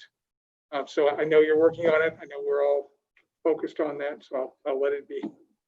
Right. I just want to be completely transparent and tell you, we're concerned about it, but I can't staff that world too and live within a budget that we have as a general revenue fund without coming back and spending millions and millions of dollars. And I can't do that because we have a fiscal responsibility to the community to demonstrate how we're using that. There may be some additional resources that may be necessary, but I will just tell you, I have a treasurer that's actively tracking every cent associated to spending associated to COVID-19 fair. And we are trying to do that. But at the same time, I want to meet the academic and developmental needs of our kids. But that's going to be something that we're going to learn by doing during this first semester. Probably as we go through that process. It's not going to be the same as March through April, or excuse me, March through May when we ended the school year. That environment is much more robust based upon what we've developed and in our expectations for kids. Excellent work as always. So the one thing I noticed in the presentation was that you had a month built of the hybrid schedule. And I understand that you need to have something there, but how can we, are there triggers, is there some way for the community to know that it may not be a month? We don't want it to be a month. We want it to be the shortest possible period of time to allow students and faculty to get with the program and be able to demonstrate that we can get this done. So that it's a week or 2, not 4. Is there some way? Yeah, so my response would be, I don't want it to be a month. We've actually built the entire school year. So that calendar is going to get posted to our website when we finalize a plan that eventually gets board approved to demonstrate to families that whenever it happens, you know, if your kid is, because we're going to tell you from the first day of school, Phil is maroon, Mike is gold, Debbie's maroon, Paul is gold. You're going to be told which group you're in so that if it ever happens, you know from the get-go, which group are you in and what calendar would you follow. For the start of the school year, I don't see us going beyond. That's why I want the data in the next 2 weeks. In my world right now, listening to the New Albany COVID-19 task force, I would go to the first Friday of September. It's the first full week of school. They're recommending we start in hybrid. That data in the next 2 weeks, and then understanding specifically what happens during that first week with the informed information of the data, the COVID-19 positivity rates that are supposed to be produced in the data, as well as what's happening with the other data points that are being measured by Franklin County Public Health and our task force. That's what families should plan for from my vantage point, because tonight I'm recommending a change in the start of the school year. And then I'm also recommending, although I built a calendar, listening to the COVID-19 task force, we should start in hybrid. I don't know if that's 25% hybrid. I don't know if it's 50% hybrid, but we should start in hybrid. It's one of those two, but I need to see the data in the next 2 weeks to take us through the first week of school. After that, if the data is normal, I think Tuesday after Labor Day, we should be all in. We're 100% back for the kids that want to be here, provided the data supports that. I don't want it to go to September 30th unless there's a reason it has to, but I don't have that data to make that choice.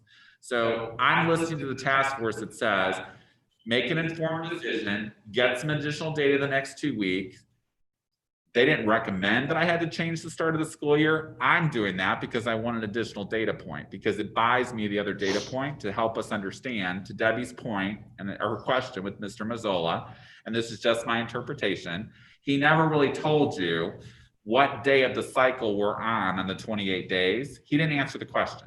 But that's what I'm after to get to 28 days. I personally, based upon the superintendent's calls, believe we're somewhere between day 14 and 17 as of today.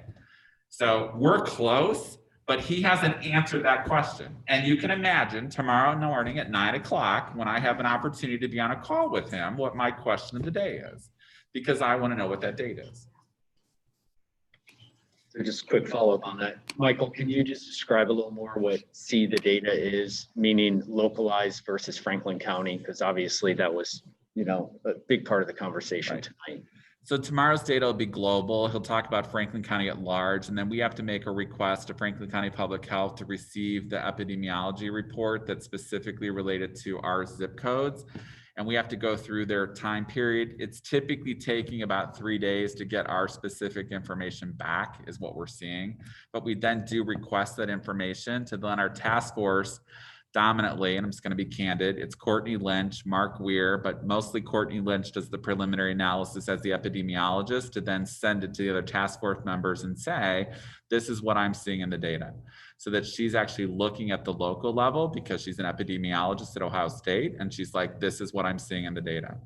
So we go through that process once we get the Franklin County Public Health. But tomorrow I'll get the big picture, but he normally tells us if the downward trend is continuing or if it was a plateau and there's a spike. And then if he says there's a spike, because last week we asked the question, when he said there was a spike, but we still stayed in a downward trend, well, then why are we still in a downward trend if there was a spike? And he used an example. There was a wedding of approximately 300 people, and there was an outbreak within the wedding, but they could, through contact tracing, localize it to the source of the wedding. So they didn't count it against Franklin County because they knew what the source specifically was in an event. Same thing happened in a backyard barbecue of 100 people. There was an outbreak within those 100 people, but they could contact a trace back to the source. So when that can happen, it doesn't count against the overall downward trend that's required for the 28-day recommendation. So I guess just for transparency though to the community, because there are a lot of people concerned that we're not necessarily going to follow the exact recommendation of the Franklin County Public Health Department. And you did hear, everybody heard today that Joe thought we brought a really strong, reasonable proposal that he can get behind, right? Right. But for people out there, they're trying to figure out, do they go the in-person model or do they go the full e-learning, or I'm sorry, virtual learning VLP platform?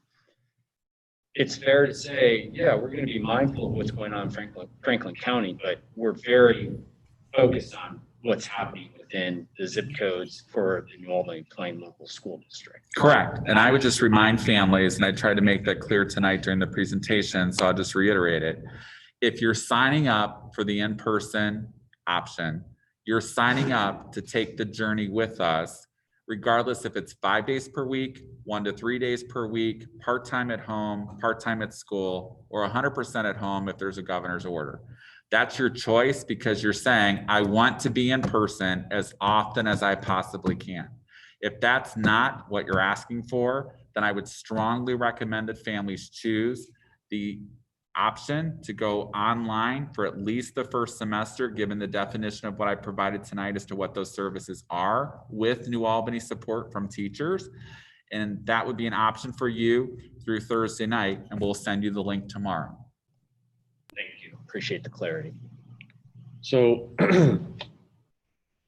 if you're watching this and you want your child to be in school, I think you have to feel pretty good about where things are. I mean, again, I'm going to say it again. Joe Mazzola with Franklin County Health Department basically said that he agreed that our plan was one that would allow us to start school.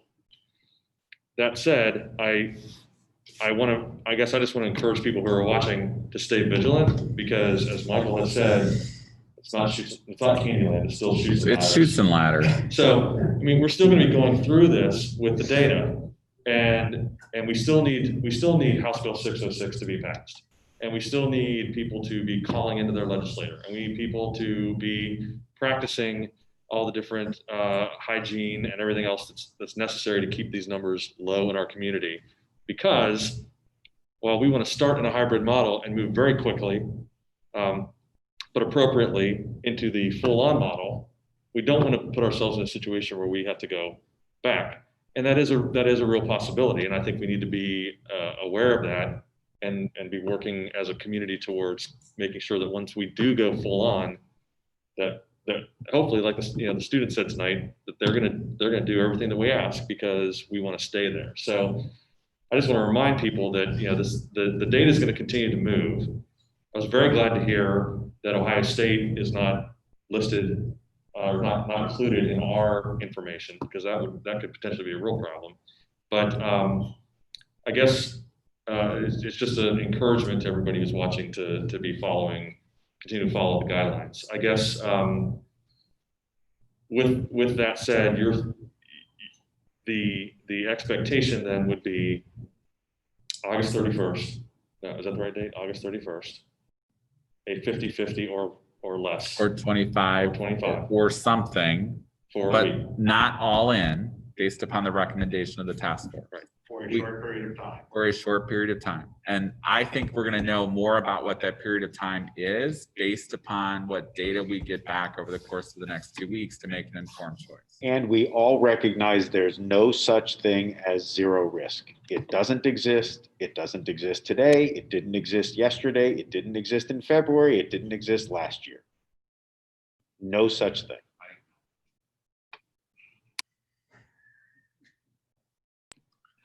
Bill's going to sell bumper stickers.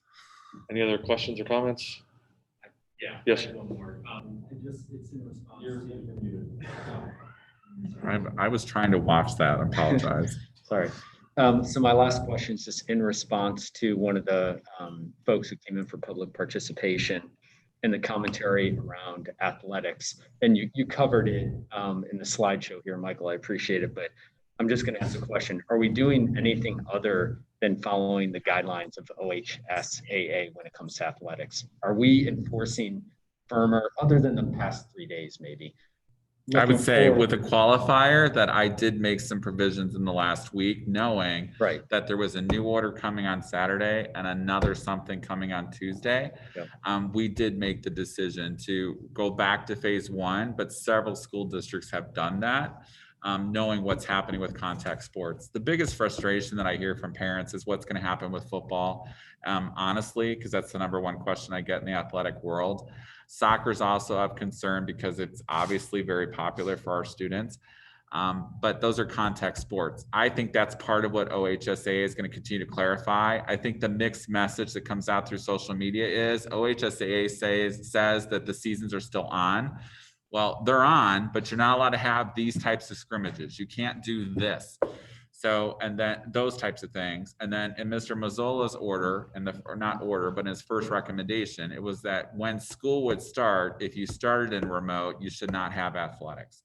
That's where all that confusion came from.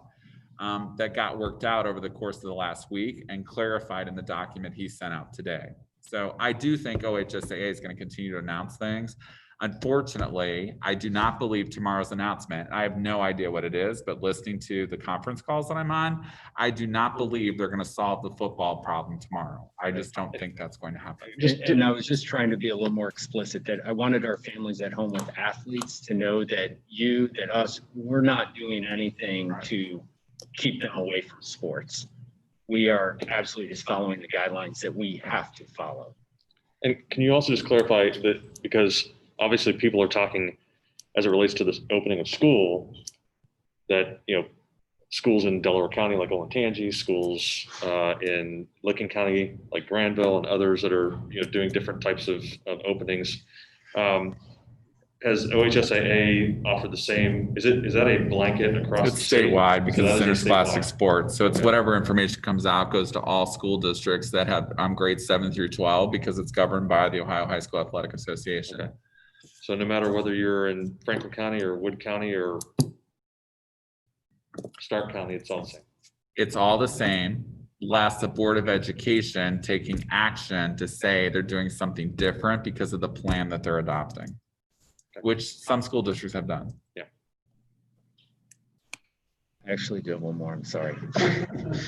So we covered school, we covered athletics. We haven't covered other extracurricular. I don't know if you can maybe just speak to what that's looking like.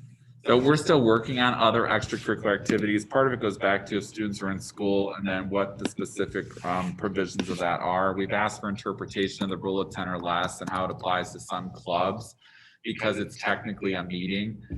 So we've asked for that to be clarified. That has not happened yet. Again, for transparency, the biggest question that's currently unanswered is what happens with choir and band. Orchestras are kind of in a little bit different conversation because the students can still wear the face mask. There's no spit valve on the tuba or the trumpet. You're not singing and projecting. So those are the ones that we've asked actually, and I'll go back to, because I've asked for this for a month from the Ohio Department of Health. Again, there's 613 public school districts in the state of Ohio, plus private non-public charter schools. Why aren't you telling us what the rules are associated to the health restrictions of choir? I shouldn't have to figure that out. Why aren't you telling me what those restrictions are? The Ohio Music Education Association has canceled all competitions for the fall season, so there will be none. That has been announced by OMEA. It will apply to choir as well, so there will be no competitions, but I don't know what's happening beyond that. So as we get more information, we'll communicate that. I did cancel, unfortunately, Frozen Junior, which was the reschedule from March. It was supposed to happen in August at the McCoy, but we cannot have a performance because I'm not allowed to have more than 10 people together.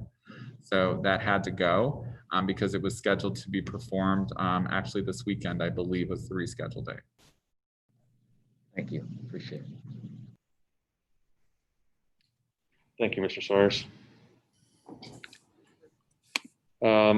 We are to discussion items and board policy, a number of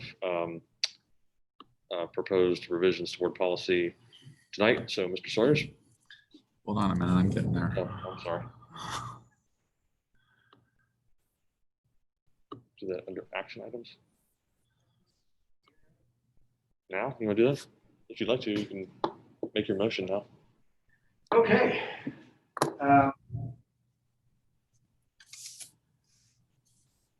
As I've been listening to everybody speak, our invited guests, our task force members, listening to the questions of my fellow board members and presentation by Mr. Sawyers, it dawned on me that we needed to be more clear with our community about exactly what our intentions are. Sometimes it's best just to say what you mean. So I'm going to do that and see how the other board members react to this. I'll start by making some general comments. One, public policy is not a one-sided affair. I remember at one point over the last few months, I asked one of my nephews who's a practicing physician, I said, what is it that I'm missing when I listen to the same thing over and over and over again, and I'm not hearing a totality of voices. And his comment was, well, you hear the same thing because for an epidemiologist, if that's what you are, you're the hammer, everything's a nail. And it's one of those things where people tend to know, they know what they know, but public policy requires that we take in the totality of information, that we listen to all the task force. Oh. Everyone just missed a great speech. Did they? Or could they hear? Oh, no, they might be able to hear you a little. Well, I guess I'm too. going to start over. I have no idea where, it was extemporaneous. So. And just to be clear, this you're getting prepared to make a motion. Yes. Okay. I'm getting prepared to make a motion. So sorry about being on mute. I wish you would have told me earlier. Anyway, what I was trying to say, or what I said before was, after listening to all of the commentary from our task force members, from our public participation, from the questions from our board members, from the Franklin County Director of Public Health, from Superintendent Sawyers, it became clear to me that we need to be clear to the community as to what it is this board intends to do, what our expectations are. And before I introduce the motion, I want to make clear that it's important for people to know that public policy is not a one-sided affair. It's not a matter of just what a physician says. It's not a matter of just what a psychologist says. It's not a matter of what a politician says. It's a matter of the totality of the information and combining all of this information from a variety of subject matter experts and making a decision that takes in the totality of those factors. It isn't just one thing. The challenge we have with COVID-19 and SARS-CoV-2 is that it is novel. We have to make decisions. We have to make choices. We have to decide what's most important. It can't just be one thing. It has to be a lot of things. It's necessary for us to make clear that education is a priority. It is essential. Kids are essential. Our teachers are essential. Every one of us here are important in the process of assuring that the next generation gets the opportunities that we had, if not more so. So, in that spirit,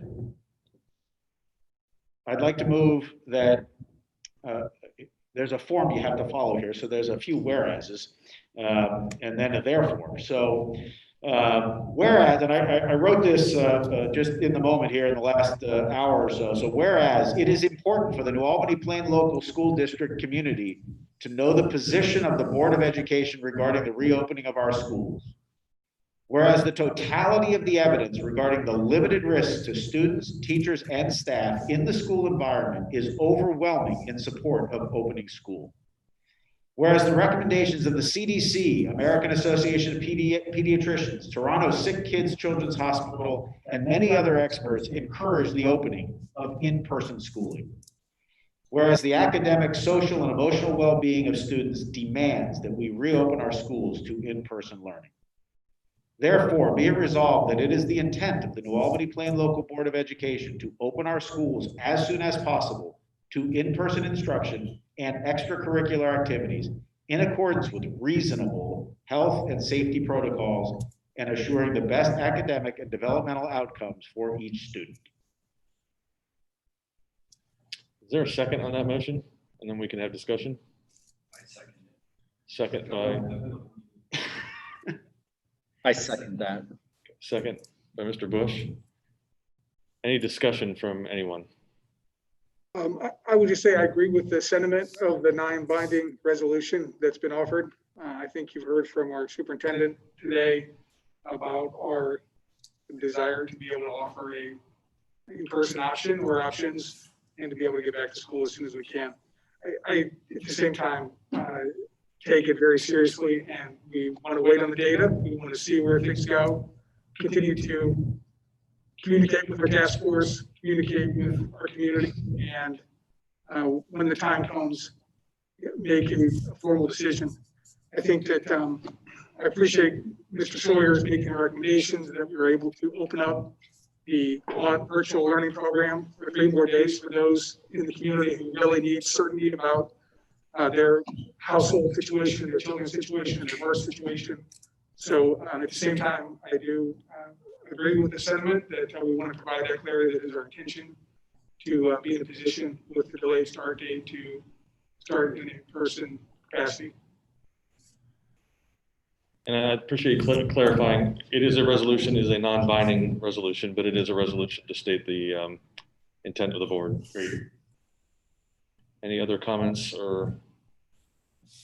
I will. Okay. I'm gonna got the talkative bug today, I guess. That's okay. Yeah, I actually had a pretty lengthy speech I was going to give, but as always, Mr. Darrow is much more eloquent, and you captured probably 75% of it. So I thank you for that. But I do want to say a few things. First, it's absolutely imperative that we thank Superintendent Sawyers and his staff and administration for the amazing job they're doing to guide us through this challenging time. So very appreciative of all the efforts you're doing.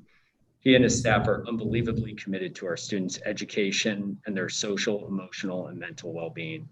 Their leadership, collaboration, and determination to find viable options for all of our families in our community has been outstanding.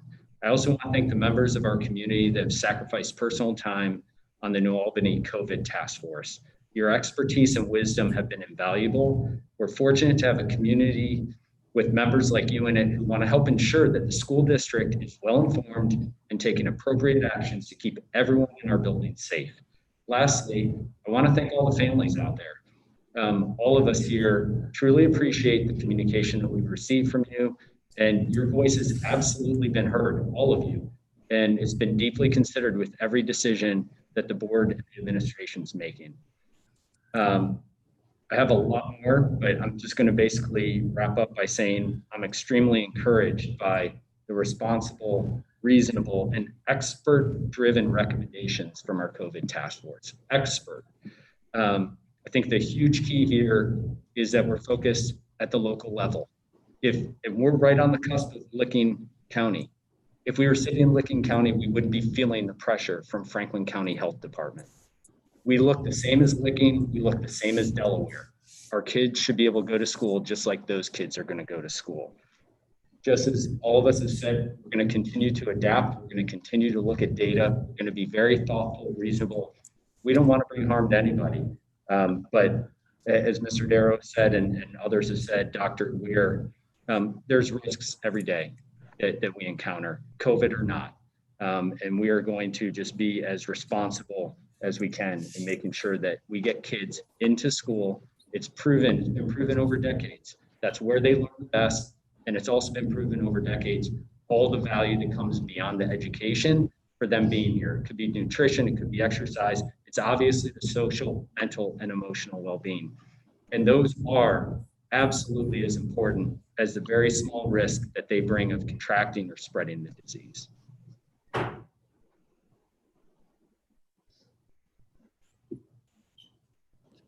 There is a motion on the floor and it's been seconded. A roll call, please. Vice President Darrow? Yes. Mr. Bush? Yes. Mr. Newmoff? Yes. Ms. Kalinowski? Yes. President McClelland? Yes, that resolution passes.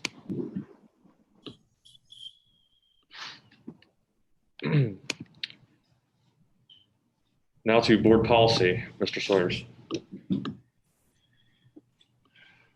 Board of Education, I'm gonna make sure I'm unmuted. Yeah.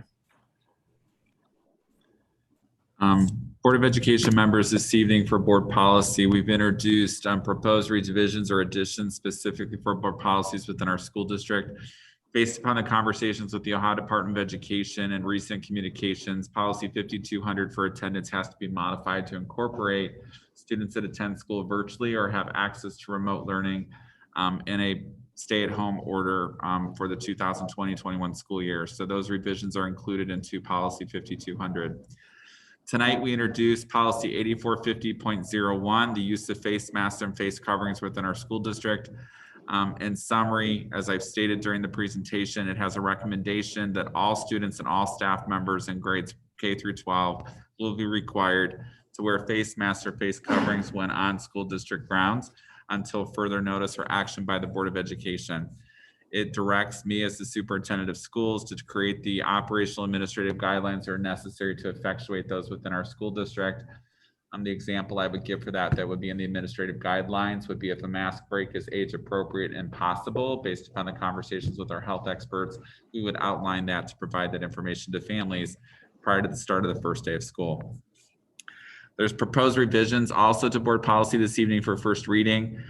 They include employment provisions that have changed through Ohio Revised Code, specifically updates to College Credit Plus or curriculum programs, changes in the ORC related to employment dominantly through the summer or in co-curricular extracurricular activities.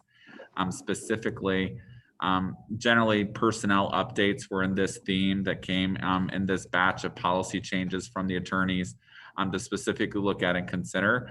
As well as a change in transportation rules specifically for bus drivers that hold a CDL based upon a transportation change that happened at the state level. So I'm happy to answer any specific questions board members have, but fundamentally, other than the two first policies. The attendance change is directed by the Ohio Department of Education to meet the EMIS requirements for actually student attendance during 2021, given the coronavirus. And then the introduction, and it actually is going to action tonight. So normally we do, just so I can say it out loud, we normally do a first and second reading. However, to effectuate all the things that have to happen, I am moving the attendance policy forward because it will be submitted to the department. And I'm also moving the face mask policy forward for adoption this evening to allow us to effectuate operationally into the 2020-21 school year. Any questions related to policy that I might answer? Okay. With none, that takes us to treasurer's items. So could I have a motion, please, on treasurer's items A and B? A second? Thank you. Oh. No, first and a second. I didn't hear the second, so. Whoever. Somebody's on mute. Ms. Jenkins. Thank you. I have two items. The first is resolution to participate in bus bidding. We do this every year. It's an annual resolution that we have to pass. Actually, it's a statewide cooperative that goes out and gets bids for buses. So that way, when we're buying buses, we know that we're getting the best price. And the second is McCoy Capital Replacement Account funding. If you remember, a couple years ago, we agreed as one of the owners that we were going to transfer money into an account that's held with the foundation board for capital improvements to the McCoy. And so that's what this approval is. Any questions or comments on that? Roll call, please. Ms. Kalinowski? Yes. Vice President Darrow? Yes. Mr. Bush? Yes. Mr. Newmoff? Yes. President McClelland? Yes. And now to superintendent's items A through C. And again, noting those board policies as part of item B, but could I have a motion, please, on A through C? So moved. Ms. Kalinowski? Second. Second by Mr. Bush. Mr. Sawyers.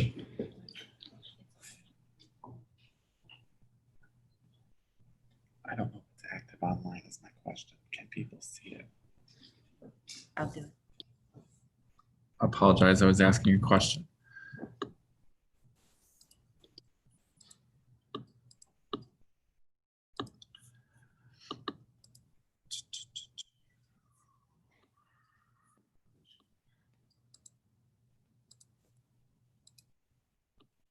So Board of Education members, for personnel this evening, their standard employee action items related to the 2020-21 school year to adopt hiring and or resignations for employment from the school district, to approve specific stipends pursuant to the terms and conditions of the negotiated agreement with the Plain Local Education Association and or OPSE. We approve extended day banks looking towards the end of the 2020-21 school year, as well as amend contracts based upon changes based upon educational needs of kids. So there's a couple corrections for that this evening as well. And then the supplemental contracts that we're approving this evening are both for academic needs for the 2020-21 school year. At this point in time, we are only moving forward the academic supplementals that we believe are necessary, regardless of being all in 5 days a week, hybrid and or remote. Once we know what's happening with the 2020-21 school year, we will then bring other supplemental contracts for specific clubs, group, other extracurricular activities that would be appropriate for students. So we're not bringing all of those forward tonight because there's still too many unanswered questions. So we're going to hold some of them to get the rest of the information to, again, to make the informed decision to then bring them forward. However, we are also approving the rest of the fall supplemental contracts for the JV coaches that were mentioned during a public participation this evening. We had to wait until the board meeting, so they are on the agenda tonight. So they will be board approved, and those coaches will have the freedom that was discussed or asked for during public participation this evening. For policy, I talked about, we brought forward attendance and use of face masks or facial coverings for board approval this evening. And then under general business items, specifically, we have a recommendation related to a remote learning plan to the Ohio Department of Education. So this is from House Bill 164 that effectuates the opportunity for a school district to offer an opportunity for parents to have 100% remote learning at home We have to submit a plan to the Ohio Department of Education for the BLP program that we're offering to our families. It's attached for your information, but it fulfills all the terms and conditions required by the department.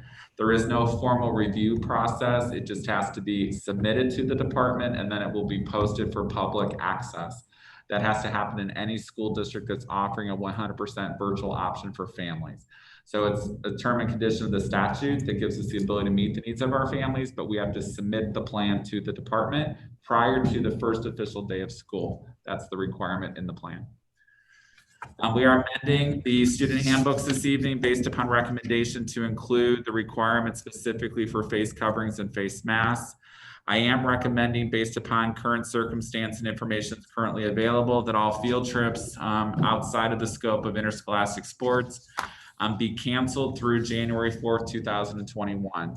So we are delaying all of those out-of-district field trips until additional information becomes available based upon circumstance for what's actually happening. Approval of the bus purchase this evening. This did happen through the competitive bid process. They're part of the 5-year forecast in the capital funds for the school district for permanent improvement. So we had allotted the purchase of 2 school buses. So we are recommending through that bid procedure that they're approved this evening. Senior waiver eligibility pursuant to board policy, and then the approval of the New Albany Virtual Learning Provider. So this is the contract that I talked about as we went through the BLP program that students will have access to for schools BLP. I would just add that in addition to the 1,211 students that will have access to the curriculum, we're also purchasing the district license.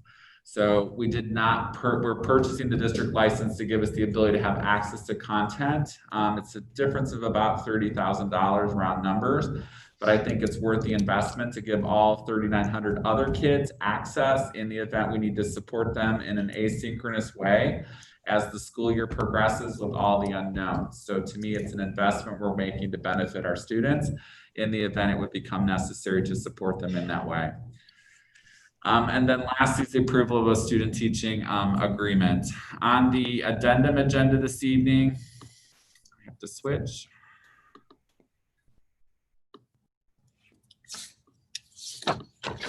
For general business items, I'm recommending the approval of the 2020-21 revised calendar that I presented during the presentation this evening. It's attached for your information. And then lastly, a resolution to participate in the Purdue Pharma opioid litigation settlement pursuant to a recommendation by our board council. If I can add 2 things, please. So when we're talking about the buses that we're purchasing, we did apply again for an AEP grant. If you remember, we were successful 4 years ago. I don't know whether we will or won't get that, but we have applied for that grant, and that would be a 25% reimbursement if that goes through. The other thing that I wanted to make a comment on the Purdue opioid grant. So Purdue Pharma has filed a bankruptcy claim, and so school districts across Ohio are filing a lawsuit or filing a notice of claim so that we could potentially receive funds from that. I will say that we don't expect to receive a lot. If you look at the calculator, it shows about $8.7 million for New Albany specifically. However, the attorneys have said that we would expect much less than that, if anything, but it didn't cost anything for us to file that claim. Any questions or comments on anything? Roll call, please. Ms. Kalinowski? Yes. Mr. Bush? Yes. Mr. Newmoff? Yes. Vice President Darrow? Yes. President McClelland? Yes. And that brings us to adjournment, and I will entertain a motion. So moved. Mr. Darrow? Second. Second by Mr. Newmoff. Roll call, please. Vice President Darrow? Yes. Mr. Newmoff? Yes. Mr. Bush? Yes. Ms. Kalinowski? Yes. President McClelland? Yes. We are adjourned. Our next meeting is scheduled for Monday, August 24th at 6 p.m. I think it's probably fair to say to folks that it is very possible with all the information that we're gathering that it's likely that there may be some meeting between now and then, but the 24th is our next scheduled meeting. Until then, thanks for watching and have a good night. I know I'm getting